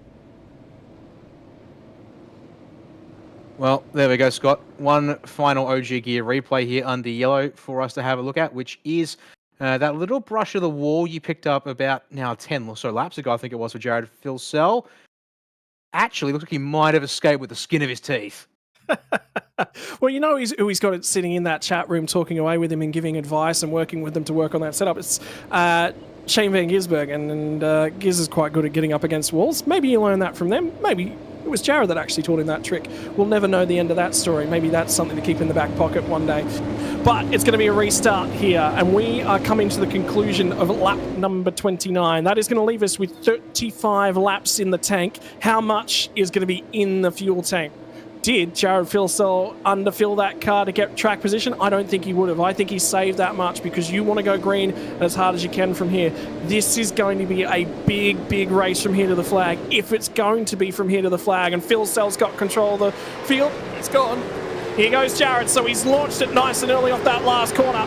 And now cutting his way through the front of things as well in terms of the fuel strategy. It's going to be Joe Stewart who follows him, and Jake Burton sits in third. Who is going to have the opportunity when we get to the flag tonight? Who sits on the podium? Who is going to make a win in this thing? Who will pick up and make a point? And who's going to fall by the wayside? Because the fuel games, they're all finished. Well, the thing is, I wouldn't say they're finished. I'll have to finish crunching numbers for you here in a little bit, but by saving fuel and taking less fuel, so far in this race, drivers like Jared Filsell, they might have to owe that back to drivers who have taken more to be able to commit flat out, and that will probably crush this group together. Being told also keep in mind the weather looks like he's on its way down still in terms of track temperature. Yeah, it's a little dip there, which I wonder if that was qualifying early in the race, but now it's slowly starting to come on down. There we go, grid goal on James Scott. He's trying to get straight back into it here, and they will almost brush on the exit of the penultimate turn, and then a second brush in the final turn as the number 7 tries to hold up the 088 on the way in. And what this has done is it's just about broken the toe of the pack up ahead. In fact, I think it has broken the toe. At the moment, James Scott is going to go very defensive on the run down to turn number 1, and he has to. Needs to hang on to that spot as it currently stands. Doesn't get good drive, though. And now it's going to be Greek Gold, who's just about tapping out a little bit of music on the rear bumper of James Scott's Commodore. And it's ERT versus Lobs Esport, two of the bigger teams in terms of the last few years, in terms of the drivers and their pace. And now they're going to go toe-to-toe out on the road. How good is that wall shot on the run up the S's? How good is this racetrack? It certainly is a excellent bit of racetrack, that is for sure. Down the race out, it's fast and frantic version of the circuit here. As there has been an update from race control. Waiting to see if we can get it in chat here. Not yet though, but the answer being no further action on the incident with Ray Baldwin. Check out the second safety car. Baldwin by letting off apparently isn't fault, which is an interesting point. I guess, yeah, if you're not at speed, it's something that can catch a driver out. At the same time, as you said, so they have the idea common courtesy concept there, perhaps trying to make sure he didn't get in the way of the drivers there and the pack will leave that, but nevertheless, fair enough for the race. Yeah, look, I mean, if he's not maintaining speed, which yeah, he definitely didn't maintain speed. That was the one thing I didn't factor into my calculations. That's a fair enough call as well. We'll move a little bit further forward down the road. I can tell you that Ethan Greek Gold did manage to get by James Scott, and now he's got a job to do. Can he catch the pack up ahead? Is there still some fuel games going on? Because if there is, he's got an opportunity. As it stands, though, it's about 1.5 seconds from Ethan Greek Gold back to Madison Downs. So actually, just out of 2 seconds. So he is getting no draft support at this point in time. And James Scott's got a decision to make. Do I work with him and try and push us back up to that lead group? Or do I fight him? Because if he fights, he's only ever going to finish 6th at best tonight. Yeah, I get the feeling surely the game here will just be push along, work together, reform the group. There's no value in fighting this early. Not when we're just getting the second half of this race underway and the gap is maybe a second or so. As we bring up here, this is Dylan Rudd though is currently caught up in a battle there with one of our cars, pardon me. It was Rattray White. Rattray White, thank you for that. And Adam Briggs trying to get in on the party as a result. It will be 117 or number 17, sorry, that does lose out in the process. Oh, side by side on the run down to the chicane. Kuznetsov was blocking O'Shea. Did not want Dylan O'Shea ahead of him. He wants to stay as close to Griffin Gardner as he possibly can. He is getting points back, by the way, on Dylan Rudd as it currently stands in terms of those championship standings. So that's why Dylan Rudd's trying to get a little bit aggressive and see if he can skip down the road. But in the meantime, Gilliam sits in 12th position. That's the rear bumper of Job Stewart's car, as seen by Jake Burton's on board. And I wonder how aggressive Jake Burton's currently going. How much in the pot in terms of fuel saving? Because remember, he's led so much of this race thus far. He would have the most fuel of a lot of them to save. Yeah, that is true. So there we go, Burton to the inside on Stewart at turn 1. Pretty much done by the apex and will be completely done by the exit. That will sort out and allows these guys to stay somewhat together, as you've got James Scott and there's Rivera there going side by side further on back. They get back in line as they come up the hill once again. And that little fight for second has also done the same thing. Opened up and breathed there for Jared Filsell. Headlight flashing there in the background from O'Shea. Watch these guys pile on in once again. It's kind of interesting here, this second stint. While we've got packed, it's not this one unbroken chain, which is, like obviously we saw it got pretty crazy there, Scott, in the opening half of this race after about, 10 or so laps. People really start really making some moves. But here it feels like the moves are being made straight away, as there go Rivera again, the inside of Scott, but can't get there. Griffin Gardner going to get stacked up behind him as a result. Yeah, and this is just allowing Ethan Griggold to start to step away, and we'll get some updates as they come by the start-finish line on the margins as well. What I'm looking for is the margins of the car ahead. Ethan Griggold's 2.5 seconds from the leader, and he's got James Scott just over a second behind him, so he's out of that tow range is now James Scott. And Marcelo Rivera, and all of a sudden, up at the pointy end of thing, car's losing ground as well. Job Stewart's just lost a spot to Jake Maloney. How about Jake Burton has resurged straight onto the rear bumper of Jared Filsell, as his name in my head nearly gets replaced with Jared Filsell. Yeah, I wouldn't want to But Job Stewart lost a ton of ground at turn 1, and Jake Maloney got down the inside, got to P3.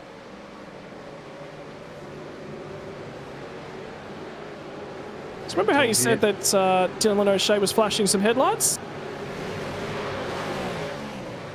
Reasonably tame looking pass there from Andrew Gilliam, I'd say, and keeps Kuznetsov and Gilliam together in the Gilliam Esports duo, so not surprising that it was done.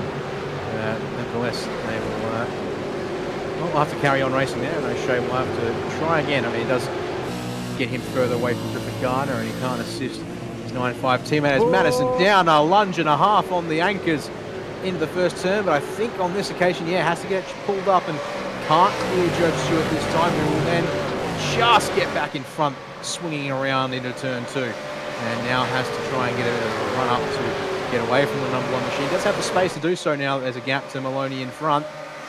Question is how much time can he afford here? Expect most of the time. There you go, Scott and Rivera in the background. Side by side, not quite though, as they make it into the bus stop, but again, just more of that forcing this as a defensive line. It's going to slow down the lap time for the 088, give Griggold breathing margin, and it's back at the front of the field. They've caught up to Filsell once again. Yeah, they have, and I was just keeping half an eye on, by the way, Ethan Griggold pulled himself back in, 0.3 of a second on that last lap. He's now within a second, so he's getting tow again. So he's surged all the way back up. Now the next one that we're looking for is James Scott. What does he do? Because at 1.6 seconds behind Ethan Griggold, that's very, very important. If Griggold gets to this next pack and stalls out a little bit, and James Scott can keep making margin, well, James Scott might actually have good tyres when he gets there.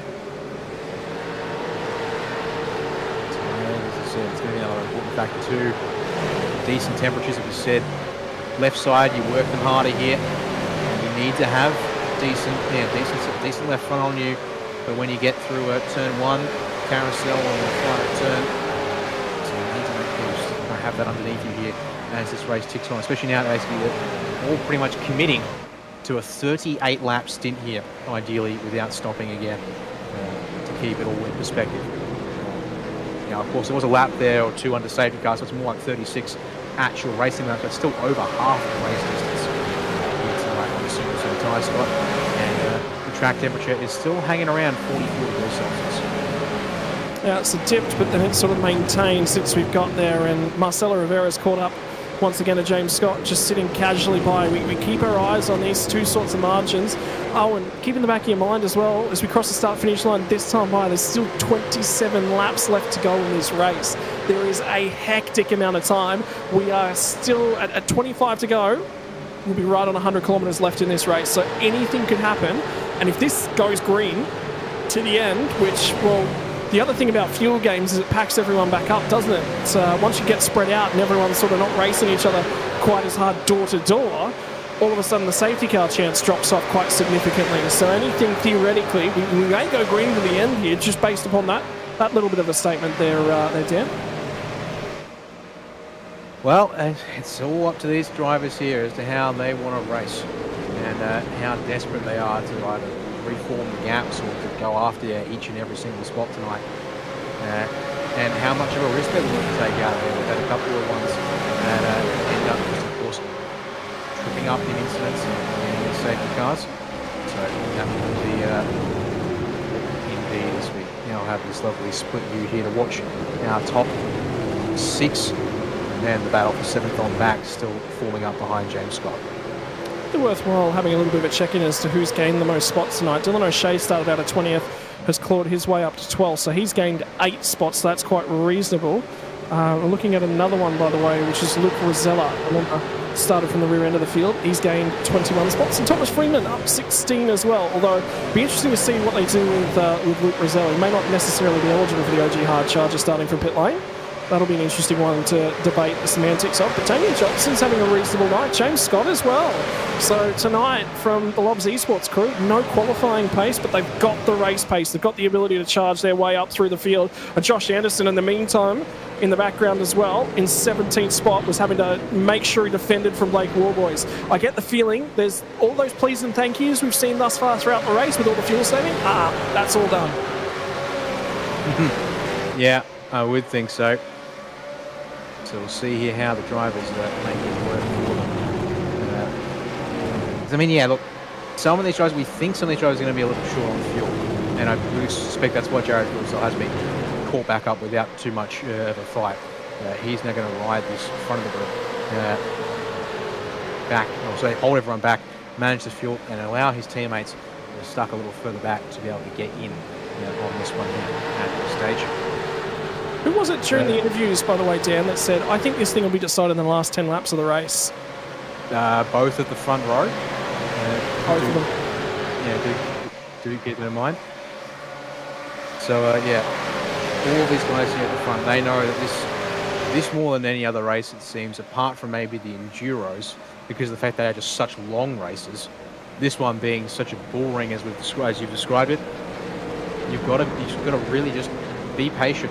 Wait it out even more than you normally would, and just give yourself every single possible chance to make your gains at the end of the race. I think it's really, really interesting when you have a look at Job Stewart, the amount of track that he was using right now. That says something not 100% at the front end of that car, and he's just scrapping pace out of it. The driver out of Super 2. He's making it work for him. It's been a little while between pacey stints for Job Stewart on the 35 machine. Didn't have the greatest round all the way back at Sebring. I think he was actually pinged post-race for track limits breaches as well. And then you come to Watkins Glen. Well, track limits don't mean all that much at Watkins Glen. Yeah, that is very true there. Might do a little bit of an update as well on the championship standings down. And look, I mean, I know that you're only here tonight. We thank you for filling in, but I really want your thoughts on this championship battle and how it's shaping up, because I don't get to ask that of somebody that's stepping in. I want a fresh look in. I want a little bit of a fresh thought that's going to be pumped through my head here. Interesting point that you asked. I mean, look, for me, obviously, the big thing is that this season, with the way, the chaos and the carnage of our big one at Sebring to start the season off. Of course, that was the thing that really threw everything from such a massive pivot. We are now starting to slowly get to the point where you could say the order based on the pace otherwise seen this season demonstrate starting to show now as we get about halfway here in the season, of course.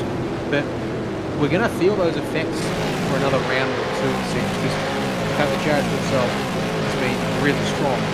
Now, in saying that, he moves up to the position of P3 at this time. And he's only 24 points off to lead the championship. So, odds are, if things stay as they are, roughly speaking now, give it the next round in, and he'll be right up then as his race results since round one would indicate where he's sort of at a pace, including everything up until that incident in Sebring has been. So it's one of the more dramatic starts we've seen to the Pro Invitational since the series has come into its inception, and the natural order is still having to be worked out here. But nevertheless, we are seeing some good racing, and it's a good chance for drivers to have made a bit of an outlier. It might be drivers that potentially might have been close to the cut line at 20, be a little more solid as things stand. We have a look at here points and what they're gaining tonight so far from the drivers in and around the top 20. Yeah, and that is the battle for the bubble. Remember, top 20 get an automatic ticket back next year as the battle starts to heat up at the front end of the race. Sean McNamara would be in just from Hayden Veld, would slip just on the outside. So something to keep in the back of your mind. And Bo Albert, think about the difficult chance to try and qualify. Dylan O'Shea's on the outer looking in there as well. Imagine if Dylan had to go back through the qualifying series. That automatic ticket in this year, I think, is really giving him an opportunity to work on things. And by the way, all that hullabaloo that we were having about, 5-10 laps ago about will James Scott make it back into this draft pack? Yep, he's here.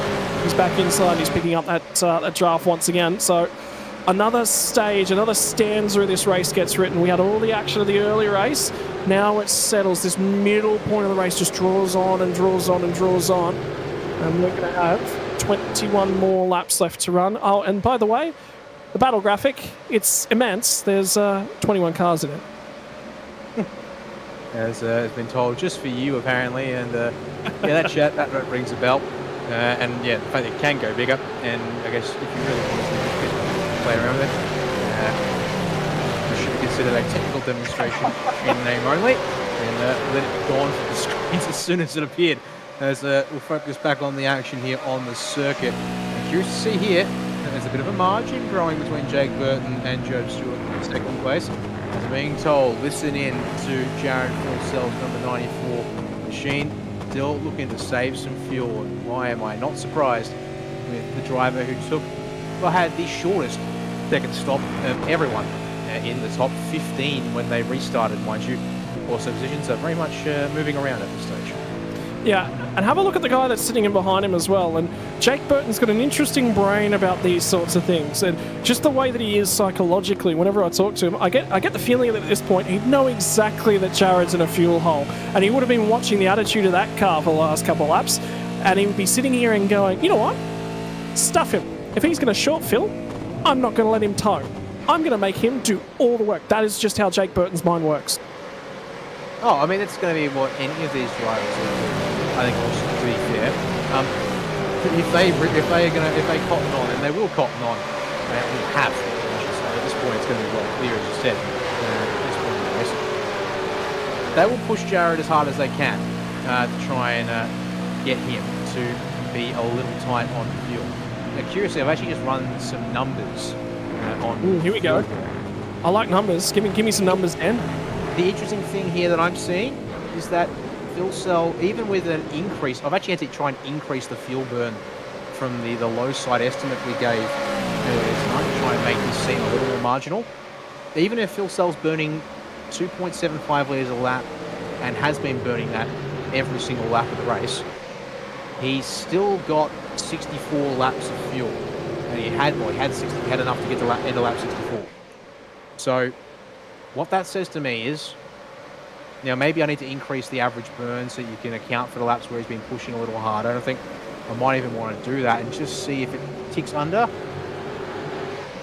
It does tick under, so yeah, that's going to be interesting here. Let's see if I'll share it to you in a second. You can have a read of it, how the numbers are going to play out. A couple of drivers, if their average burn is more like 2.8 litres a lap for the entire race, a little possibly in trouble.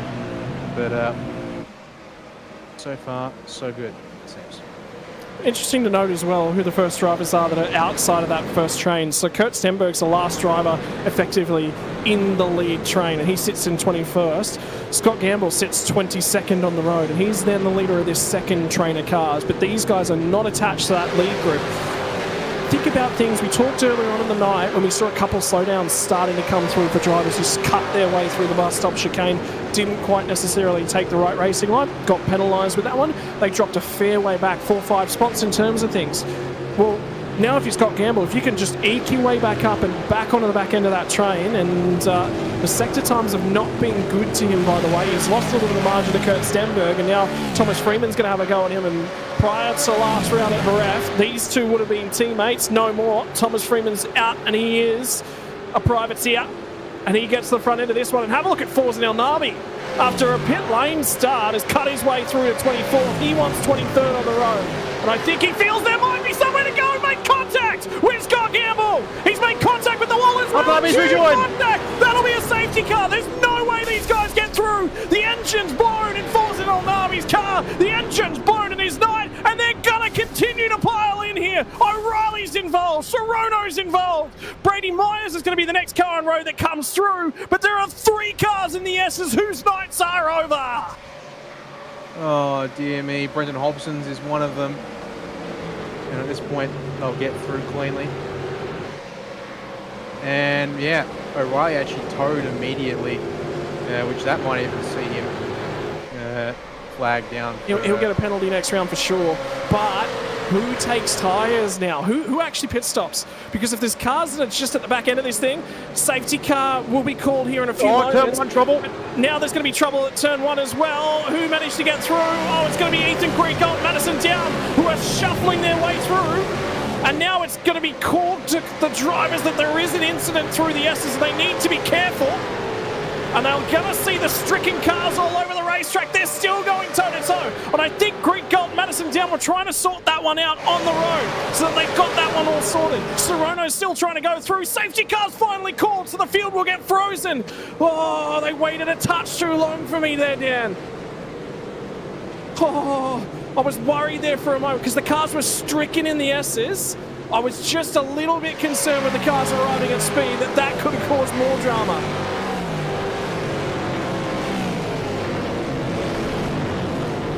All right, and, well, we might see some pit stops because that safety car's been called. Who's going to dive to the lane? And I've got an update for you. Dan Yeaman, unfortunately, steps out of the commentary box for a few moments. He's just had dramas as well.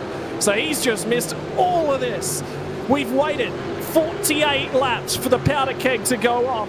And on lap 48, it blows off. Now Stenberg's into the lane. Freeman's going to follow him in as well. There's going to be a ton of drivers at the tail end of the field. The guys that were in a fuel hole at the front have had that removed. Who are the takers? It's Stenberg, it's Ford, and it's Michael Whiting and Thomas Freeman are the 4.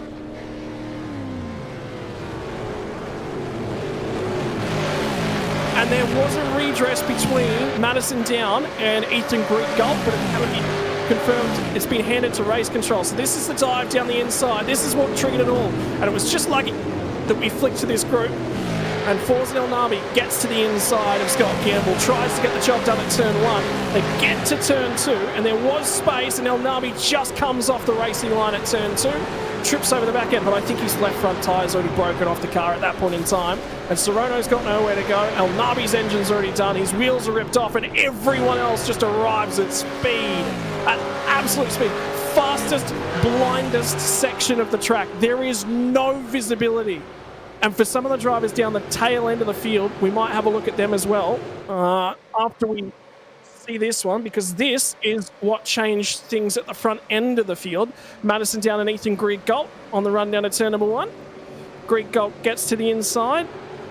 There's contact. There was actually a little bit of a snap of oversteer from Madison Down, but the stewards have been asked to have a look at that one. I don't know if there'll be a huge amount looked at, but they will be looking at that one. I don't see that there's going to be too much in that. And I said it just recently. I said there might have been another safety car in the works, and indeed there was another safety car in the works. Final 10 laps to resolve this one. And Dan Yeaman finally gets back into the commentary box. Dan Yeaman, your internet went out at exactly the worst possible moment. Yeah, you're telling me, Scott.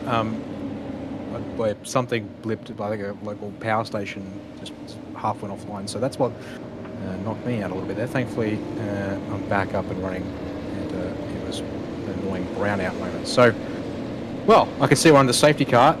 Can you tell me, though, did anyone come to the pits? We do have some takers. The takers are Thomas Freeman, Ian Ford. There was somebody else. Kurt Stenberg was in, and there was one more car at the tail end of the field. So there was 4 cars that took it. Michael Whiting was the 4th. Brian Borg actually came in as well at the tail end of the field, as is Brady Myers, and Andre Youssef has also come to the lane now as well.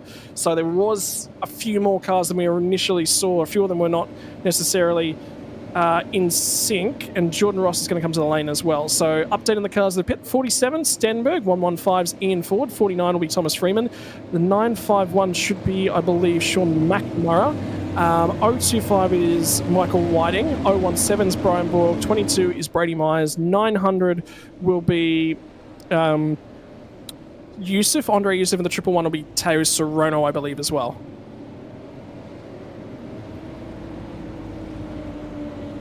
And we're going to get an onboard, and Dan, sit back and watch this, because he arrives at speed and there are cars parked across one of the blindest moments of this circuit. You can just see it. Forza El Nabi's in the barrier there, and there is nowhere to go for Jacob O'Reilly. Yeah, he's not able to slot the gap. Well, in saying that, from that bowler that we were following there, I don't really think he got away with that by the looks of things. So he clipped the rear of Forza Nabi's car.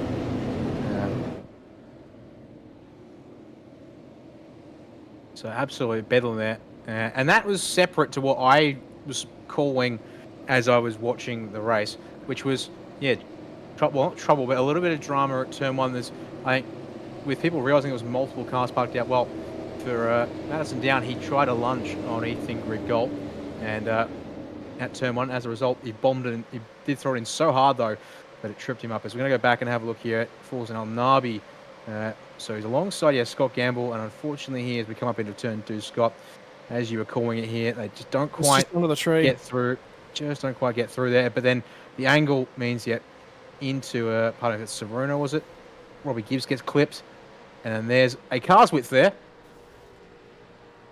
And there's half a car's width. The track was effectively blocked. Anyway, we are moments away from going back to green flag racing. The safety car is in pit lane. Jared Filsell has got the lead of this race, and there will be no more fuel saving from here. They have absolutely got enough fuel. So everything that was in the notebook tonight, take it out. I said there might have been 2 safety cars. You said there might have been 2 safety cars. We've had 3. Will there be a 4th? For Jared Filsell gets to the final corner. He's going to get this restart underway, and he will hold them, launch it. He's out of here. He's going to try and run away. Who's going to have a go in the background? And 088 of James Scott has got Marcelo Rivera. He blocks him all the way to the inside barrier, and now he's going to open the corner back up. Rivera breaks it down onto the inside, doesn't quite manage to keep the car down there. James Scott trying to go through, has managed to go ahead and grab that spot back. So he slots back in a 5th spot. And now he's looking real pretty as James Scott, because he did not get qualifying right. Does not matter. They pay the points at the end of lap 64, 16th on the grid. He's in a 5th. Yeah, it's just an unexpectedly bad qualifying number. The 88. Funny enough, there was on that restart, he tried to jump it a little bit in terms of working with Phil Sol, perhaps, in terms of communication as to when Jared was going to go, and then got caught up in behind. Pardon me, was in front of him at that restart.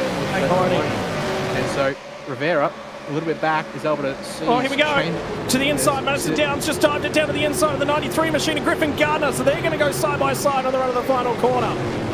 And when we've got 14 more laps left to go, there's no fuel saving required, and we've got to keep half an eye on who's at the tail end of the field, who's going to have a go on those fresher tyres, because we've got a number of those drivers. It was Freeman, it was Whiting, it was Borg, it was a number of the drivers back there. Kurt Stenberg was the furthest through that pack. Stenberg to the centre down the inside of Luke Mitchinson.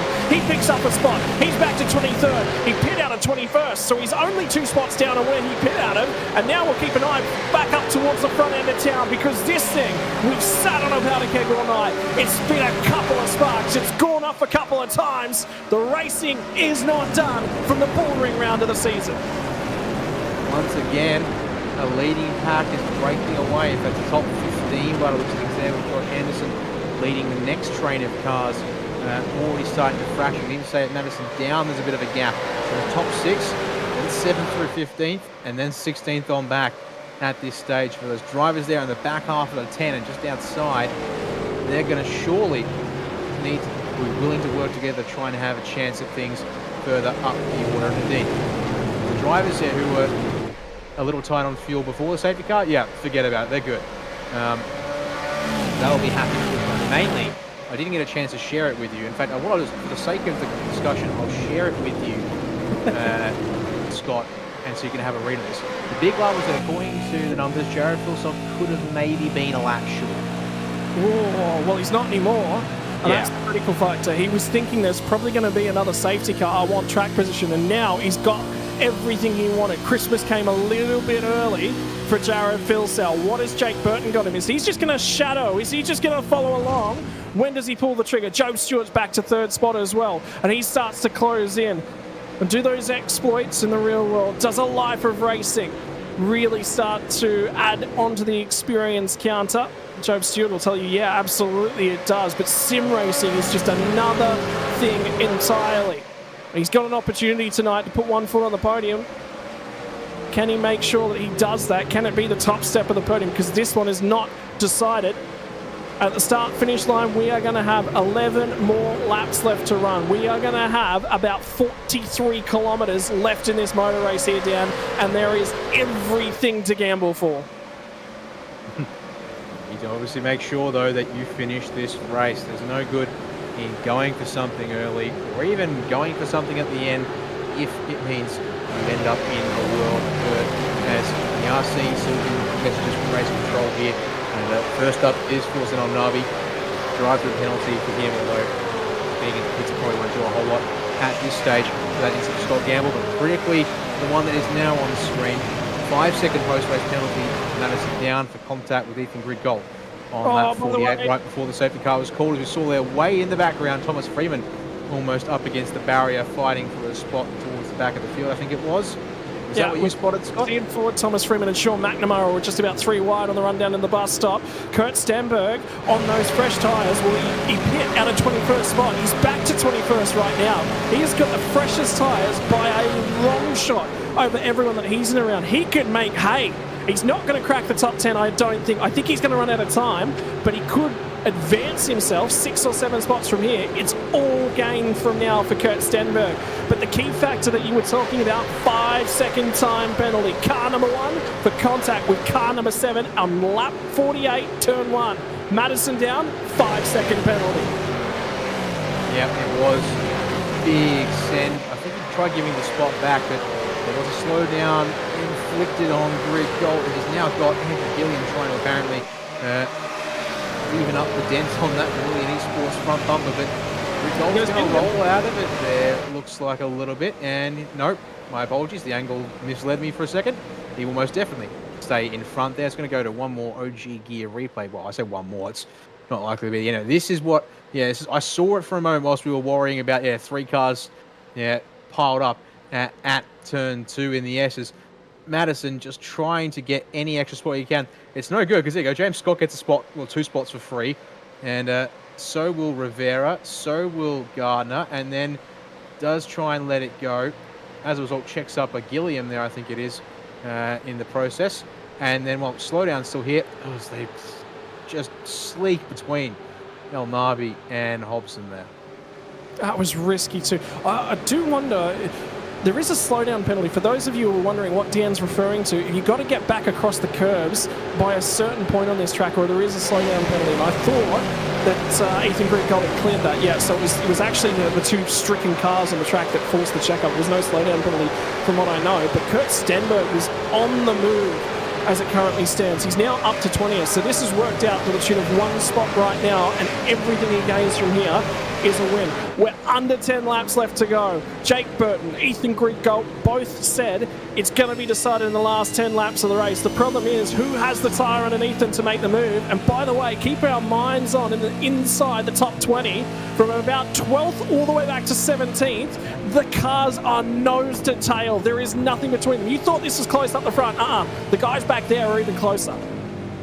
There's been some kind of scuffle at the back of the field heading in and around the bus stop, including a few cars like Tom Freeman. I'm just going to try and see if I can figure out. Well, it also involved Brian Borg, I think. Yeah, either some kind of maybe a slowdown or something, perhaps for Thomas Freeman. They checked up big time. He's right towards the back of the field. All it was. No one seems to have gotten. Oh, there was a bit of a touch between Freeman and Borg on the exit of the carousel. On that I'm sure we'll get an OG Game of Yuga replay to tell the story. And indeed, it's been called into race control, so there was absolutely some contact of some description at the tail end of the field. And for a number of drivers right now, Luke Rosella's at the back end of the top 20. Remember, Luke Rosella from the Red Bull Ring had to start the pit lane this time this round because of all the incidents he had. He's had another one there.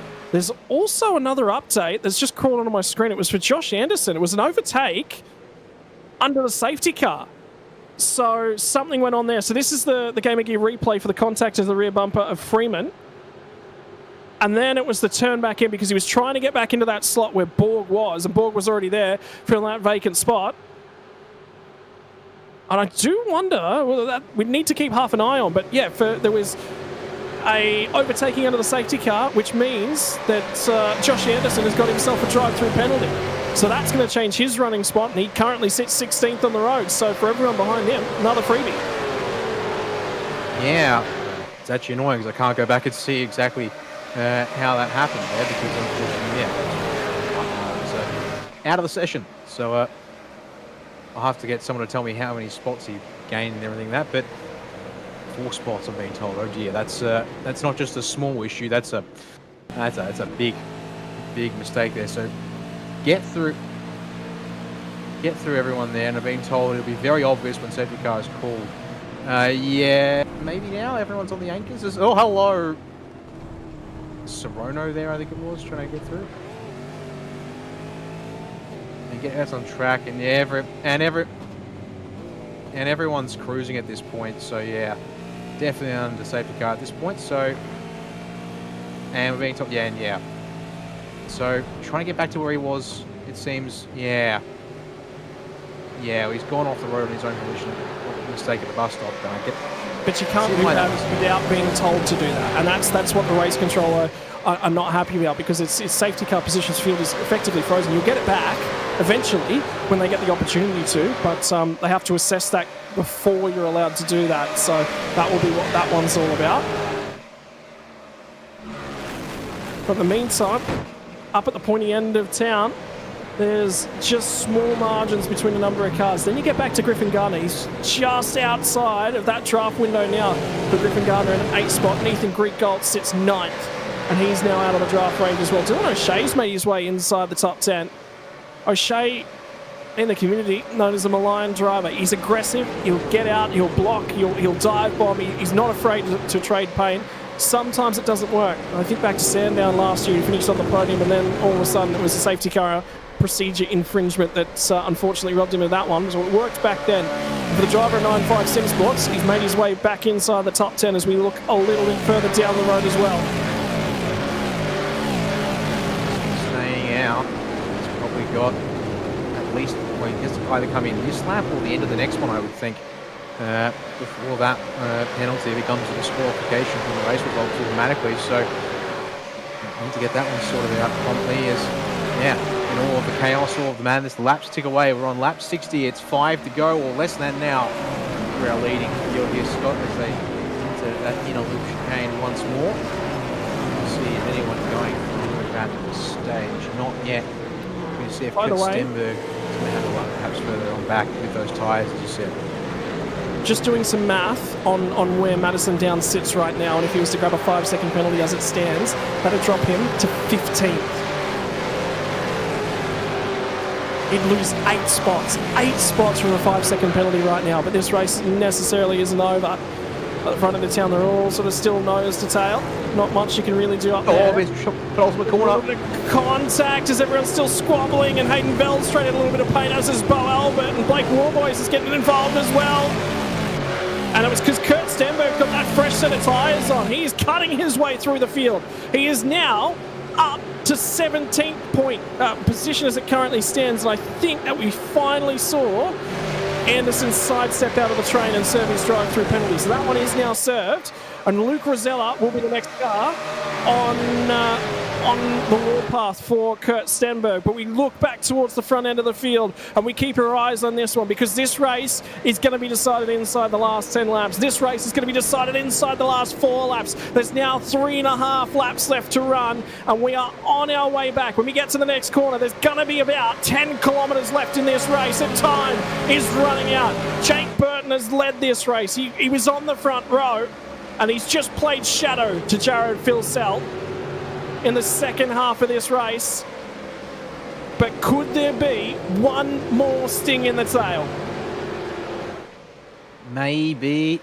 There's a bit of a headlight flash from Jake Burton. I'm seeing further on back contact actually between Brady Myers and Scott Gamble. This is way down in 22nd place between those cars. It's going to see the 543 lose a spot to Myers. Damian Johnson gets a run and gets a spot out of it. Is further up, if you can see, they've got side by side, and there's Mitchelson now inside of Gamble. Should have that spot done on the exit, and Ryan Moore going to get the opportunity to have an high in as well into the S's. Coming up the hill, doesn't quite hold the tight line, but can't get past. Gamble will slot back in front as Stenberg and Rosella, I should say. So this is the 16th place now. So Stenny continuing to make places. The last little bit was more from other people making mistakes and him getting a free path through as Org and Gamble side by side have ended up with Gamble slow off the road through the inner loop chicane, and a slowdown penalty to boot as we're coming to 2 laps to go. And Gamble's not happy about it, so he's picked up that slowdown penalty, so that's going to be for the stewards to look at, but this time is running out. That one's probably going to be reviewed post-race now before they can get that one in time. 2 more laps left to run. The track length, 3.94 kilometres.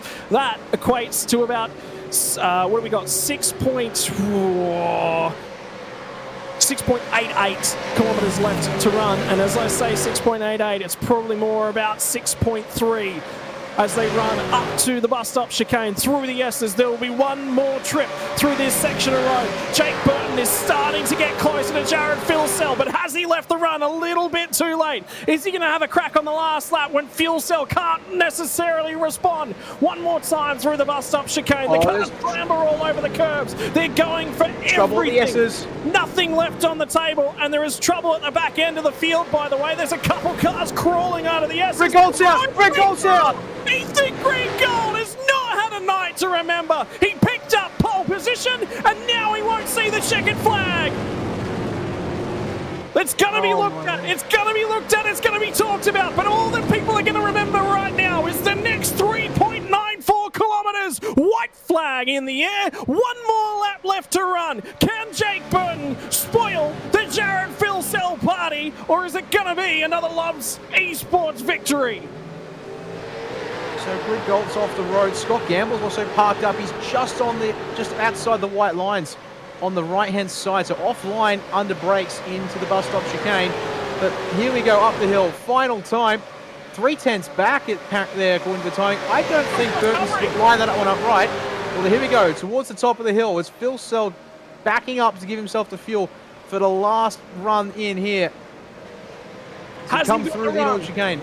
Bus stop chicane in through the inner loop. Now it's onto the outer loop. They're going to have 2 more corners on the exit here, and Jake Burton is just a little bit too far back. The 94 machine was supreme last time out at Jerez. He's going to make it 2 race wins in a row. You think it's not quite done. 2 more corners. They're running out of time. Jake Burton squeezes closes in, gets closer, but he's too far back. And for Jared Philsell, didn't qualify well here tonight. Does not matter. Puts another ticket into the victory box. And for Jared Philsell, he hunts down a championship lead. He gets close. Jake Burton's home in second. It's going to be Stewart home in third. Maloney in fourth. James Scott fifth, with a phenomenal drive back to fifth place. Marcelo Rivera home in sixth. Madison Down finishes seventh on the road. But now we wait. How far does he fall with the penalty? He'll fall to about 12th place, which is just in behind Dylan Rudd, who'll move up to 11th spot.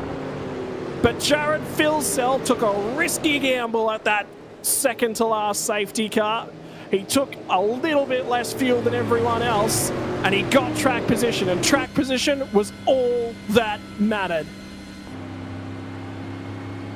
Well, props to Jared there for making that strategy work.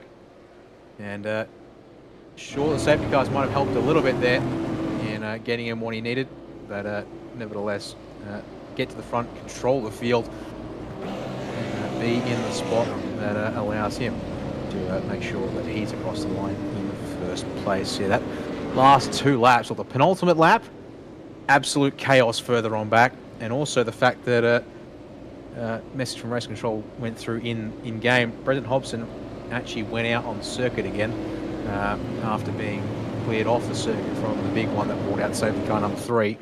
And as a result, he has been disqualified from the race results here tonight. So that will send him tumbling down the classification behind everyone who has finished here tonight.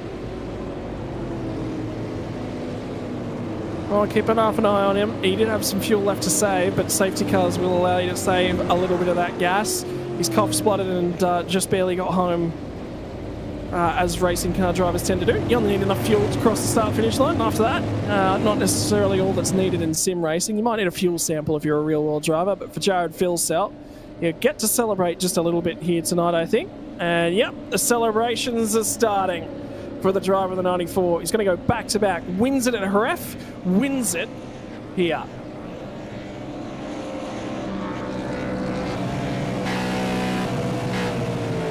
And that is a man, Dan, that is absolutely on top of the sim racing world at the moment.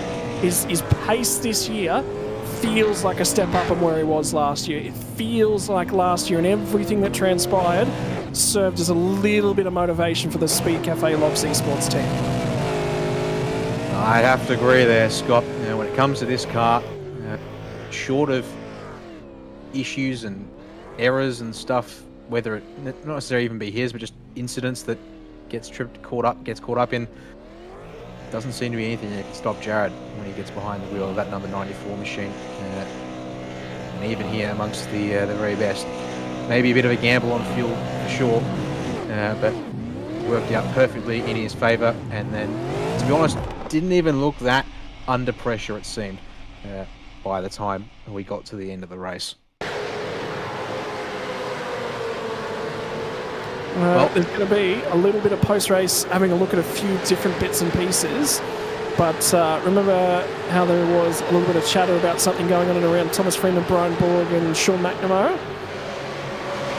Yeah, that's a little bit interesting. So gets to the back of Brian Borg and spins Borg around, and then McNamara gets into Freeman, and then that's broken the wheel off Scott Gamble, which gets into Michael Whiting, and then I think that's what kicks everything else off. So Scott Gamble's not going to finish this race. Yeah, no, he didn't. He was stuck by the side of the road, and then, Greg Galt's done it all by himself. He's actually clipped the inside wall going into the inner loop chicane, and then finds the outer barriers. Thankfully, that car well off in the runoff there, but nevertheless, that was the end of it all there. And as a result, these results towards the back half of the field might be a little provisional, and of course, there is that 5-second penalty for Madison Down, which at this stage can confirm will slot him into 10th place. He just slips in ahead of Andrew Gilliam, but nevertheless, Scott, Philsell from Burton, from Stewart, your top 3 here tonight. I have to say also, Jared Philsell and Joe Stewart both up 8 spots to be where they are on the podium this evening. Is definitely a credit to them both. Jake Maloney, the first car just off the podium tonight in 4th. 11 spots gained for James Scott, making it 2 cars out of the Lobs team in the top 5 and also making some serious gains there tonight. Marcelo Rivera will have to settle for P6 and P7 for Madison down there in number... Sorry, again, literally just said that. So yeah, move Griffin Gardner up to 7th, move Dylan O'Shea up to 8th, and just move Rick Kuznetsov up into 9th, and then we'll slot Madison down in at this stage into 10th place there to end our top quarter or so of the field here, Scott. And then over the page we'll go to the next drivers.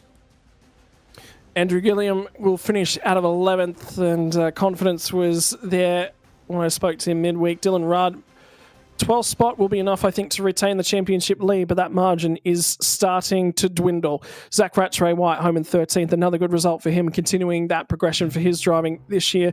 Adam Briggs from Kurt Stenberg got back to 15th. Descini, that's +6 on where he was prior to that pit stop. He'll say that's a win. Luke Rosella from 16th, Blake Warboys and Hayden Veld at home in 18th. Brady Myers in 19th, did respond late on. Bo Albert rounds out your top 20.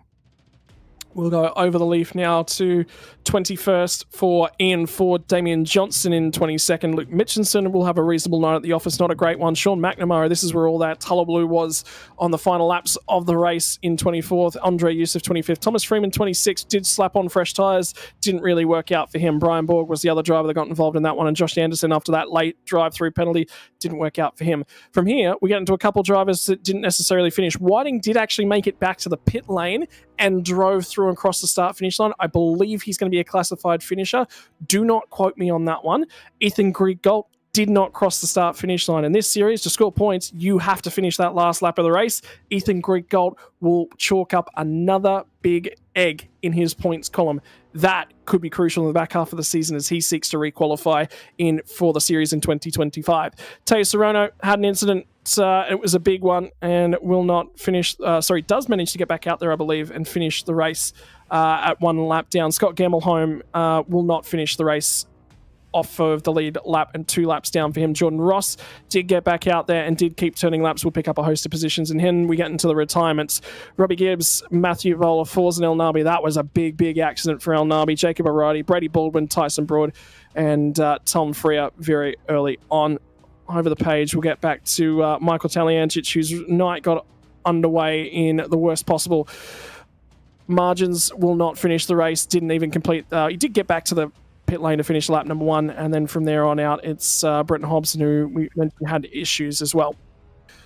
Right, so there's going to be an adjustment to the championship standings. This is what it looks like when we leave the bull ring that was the Watkins Glen round here tonight. Dylan Rudd will still lead the championship. A margin of 20 points comes down to 12. Rick Kuznetsov took a little bit of margin back out of him. But now we get into the big guys. Andrew Gilliam drops out of 3rd place. He'll only drop to 4th, though. Jared Filsell, 28 points from the lead of the championship. Could the next round be his first time to sit atop of the totem pole in these standings? James Scott moves up into 5th. Madison down.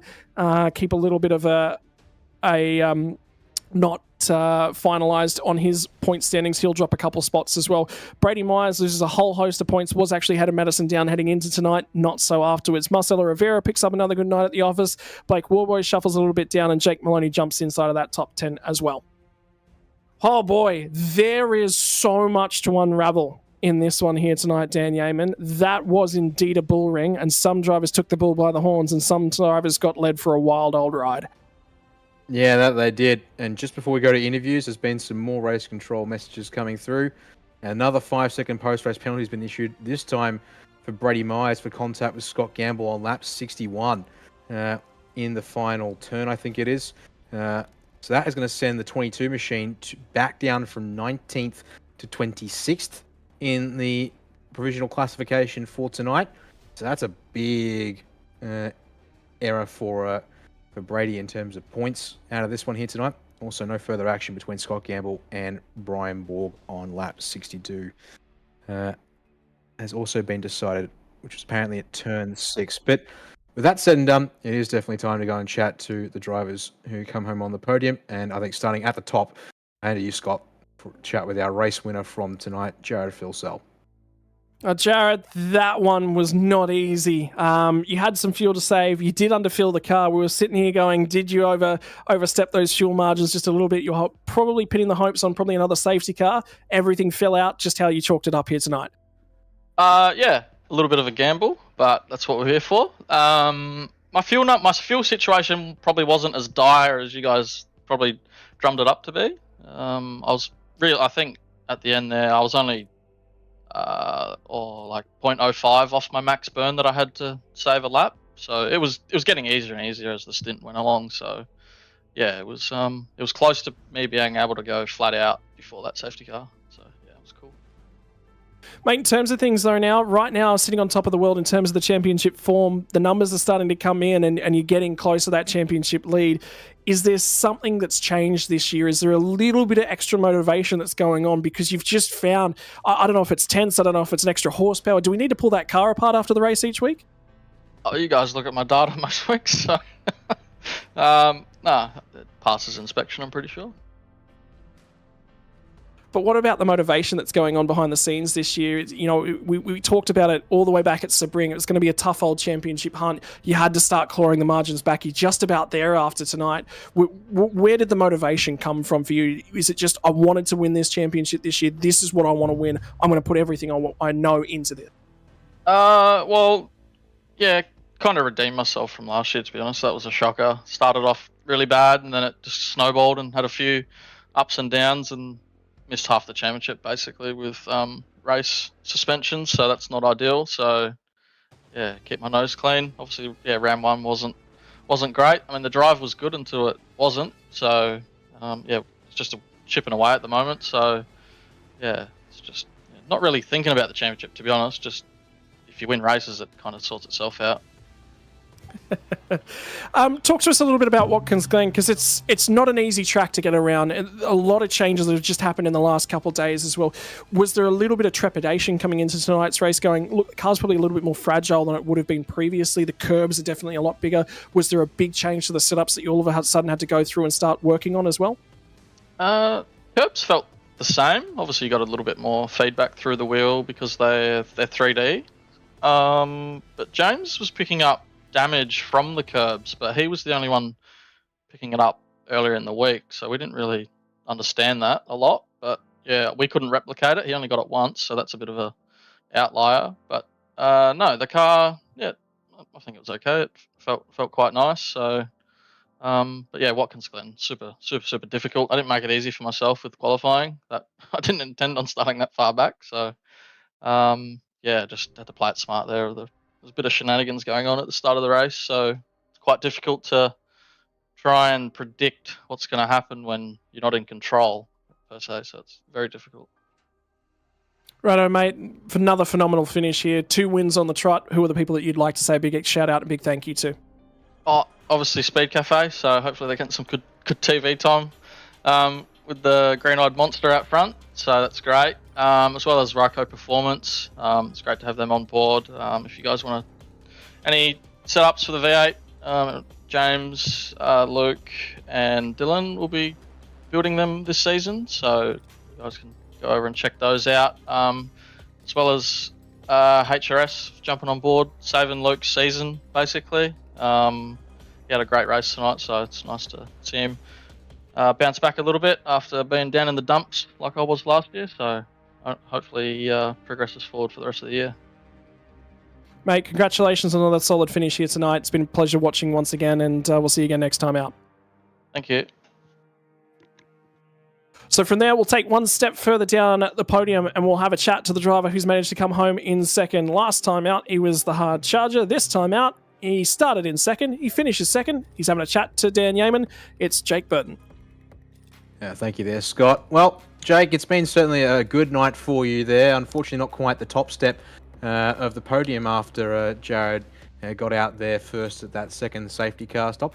I guess obviously with the safety car tonight really dictating the strategy, because you all came in with those first 2 ones. How much does that make, I think for me, how much does that really make the tyre management a big thing in the second half of the race? Because that was a long stint to finish on a single set of tyres. Yeah, well, obviously, we knew Jared would, given how much time he sort of gained in that last stop, I think we knew he was a little down on fuel. It wasn't dire, I don't think, for him, but basically I was just trying to save tyre and not pass him because I knew that if I passed him, it would make his fuel saving situation a lot easier at this track. So yeah, for me, it was just a matter of saving tyre, and then obviously we got that safety car, which probably wasn't great, but ultimately I don't think it really made a difference. I think Jared was just too quick tonight. I think you get a little bit of a gain in tow, and I just couldn't pass him. He was just too fast. Interested to hear that, though. Yeah, we were wondering if you were closing up and just look a little bit too far from our perspective as well on that final lap, at least when you were coming down the back stretch, as we see you on the slow mo here, at least. So I guess sort of. We've also heard from Jared as well. He had one of his teammates reporting some issues with the new 3D curbs here, giving a bit of damage, and also I guess that maybe comes with the damage model changes. How has it been, sort of having to really at least big update to the car, little update to the track, changing things around since we were here last time?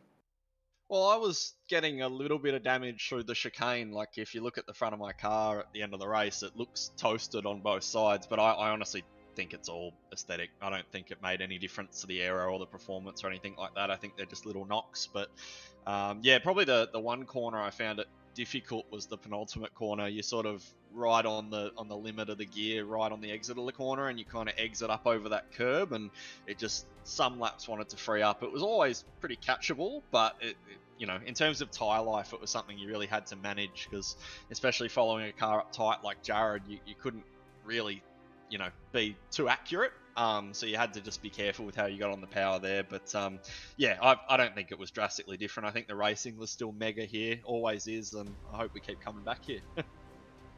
It certainly does make for an exciting one, and the fact that it's fast, it's furious. I mean, we got this race done in an hour and 25 minutes tonight, well, not even to be precise. So I get the feeling, you guys like it, and I don't see that coming off the calendar anytime soon. But as we approach the halfway mark of the season, going to Road America up next, what's it going to be like? Another track where I guess straight line speed will be pretty important, but how much difference will there be in preparing for a track like that compared to Watkins Glen here?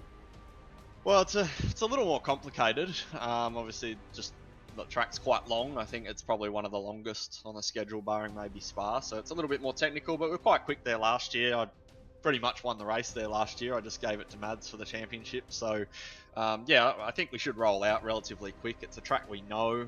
We've been to a few times, unlike Jerez, which was totally new for us. So I think we should be pretty quick. Excited for that one. It's another track that always puts on banger racing. So yeah, really excited to head there. I think the back half of the season, there's a few tracks which I'm not too excited by. So Road America will be a really good one for us, I think. Well, sounds like it's a good phase of the season then, in terms of, as you said, fan favourites in that case. Well, floor's all yours, Jake, to give us the shout-outs and stuff to who helped you get it done tonight in the number 8.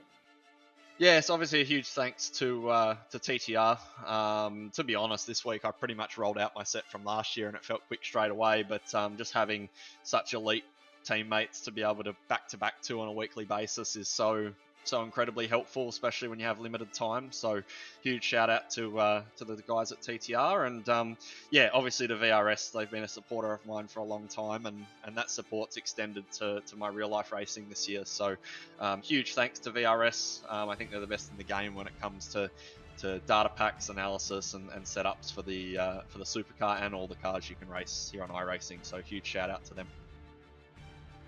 Well, there we are, second place, from start. Well, almost to finish. There was a bit of P1 in the middle there for Jake Burton, but hopefully a good night for him there indeed, Scott. And it leaves us one final driver on the podium to chat to back in the series tonight, number 35 of Job Stewart, who will now bring into the booth and hand back to you, Scott. Mate, Joe, that did not look like an easy night at the office in terms of things. You had to manage fuel saving, you had to manage the draft games, but you had to also be a little bit of an opportunist with being in the right spot at the right time. That felt kind of nearly a Formula ES kind of race. How was it from your perspective? Yeah, it was pretty good. Thanks, Scott. Yeah, I was struggling a little bit towards the end there, but I was just lucky that I got into that position. Obviously, I took a fair bit less fuel than everyone in that last pit stop, so that put me in second behind Jared, and then was just able to keep with that top few guys, and then that sealed the podium. Mate, racing around here tonight, all of those curbs, the bouncing over the curbs, we've just seen quite a few shots of the cars actually getting airborne that we necessarily weren't able to see at full speed. the driving around here, you always feel on the edge of grip in this car, but more so I feel at Watkins Glen because you're also getting all those curb impacts, mate, as well. Talk us through the night and just driving through the track. Yeah, for sure. Like the curbs up through the first bus stop's pretty crazy, and then the main bus stop through the middle there's even more hectic. Like even when you're fuel saving, it still is a little bit unpredictable because you hit the curbs differently every lap pretty much. So yeah, it adds a bit of uncertainty with that and makes the race a little bit crazy. But yeah, it was not too bad of a night from my side. Just qualifying in 11th, which struggled a little bit there, and then slowly moved forward in the race. But yeah, happy with the end.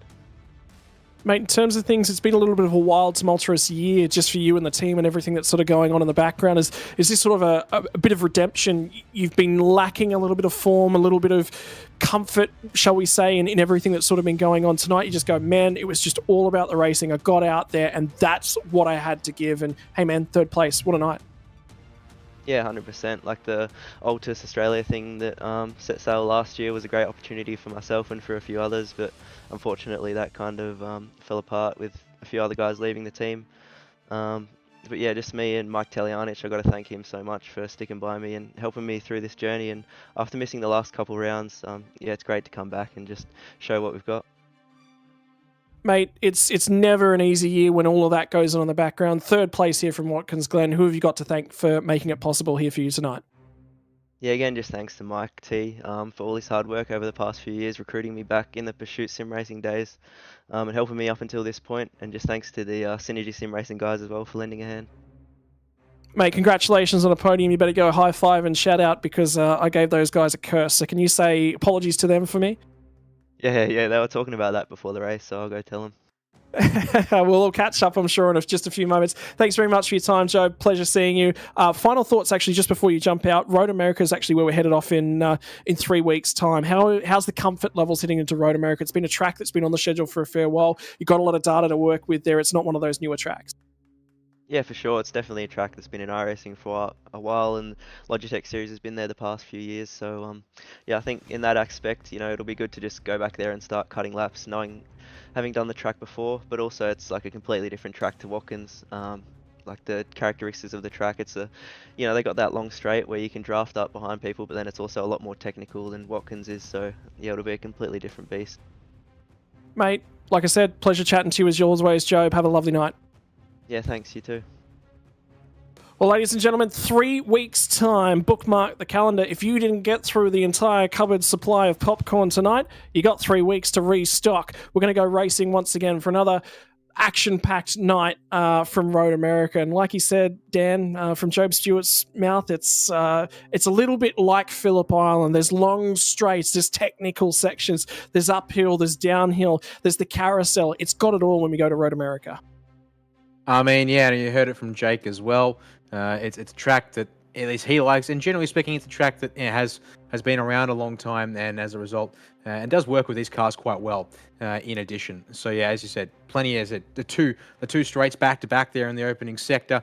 The elevation change through the middle part of the circuit, as well as an even more straights, and they all go into solid overtaking opportunities with decent heavy braking zones, 90-degree corners. To really work with them as well, and of course that famous carousel section around the back of the lap to boot as well will test your patience on the throttle pedal and managing that left front there once again as well. Well, ladies and gentlemen, 3 weeks' time, Wednesday the 3rd of July at 7:45 p.m. Australian Eastern Standard Time. If you enjoyed everything you've seen here tonight, you're going to enjoy that. Jared Philsell said he wanted to feel redemption. He wanted to redeem himself for everything that went on last year. And at one of the tracks, one of the circuits where things maybe come unstuck a little bit, could it be the redemption that he's been searching for? You'll find out 3 weeks' time when we go racing for the Logitech Pro Invitational. It's motorsport, but not as you know it. Test yourself and your everyday road car. Safe, affordable, but most of all, fun. And all you need is your daily driver. Experience the thrill of a sprint day. Race against the clock at a hill climb. Or test your reflexes with an auto test. It takes just 3 simple steps to get started. Get on the start line. Search Motorsport Australia Daily Driver today.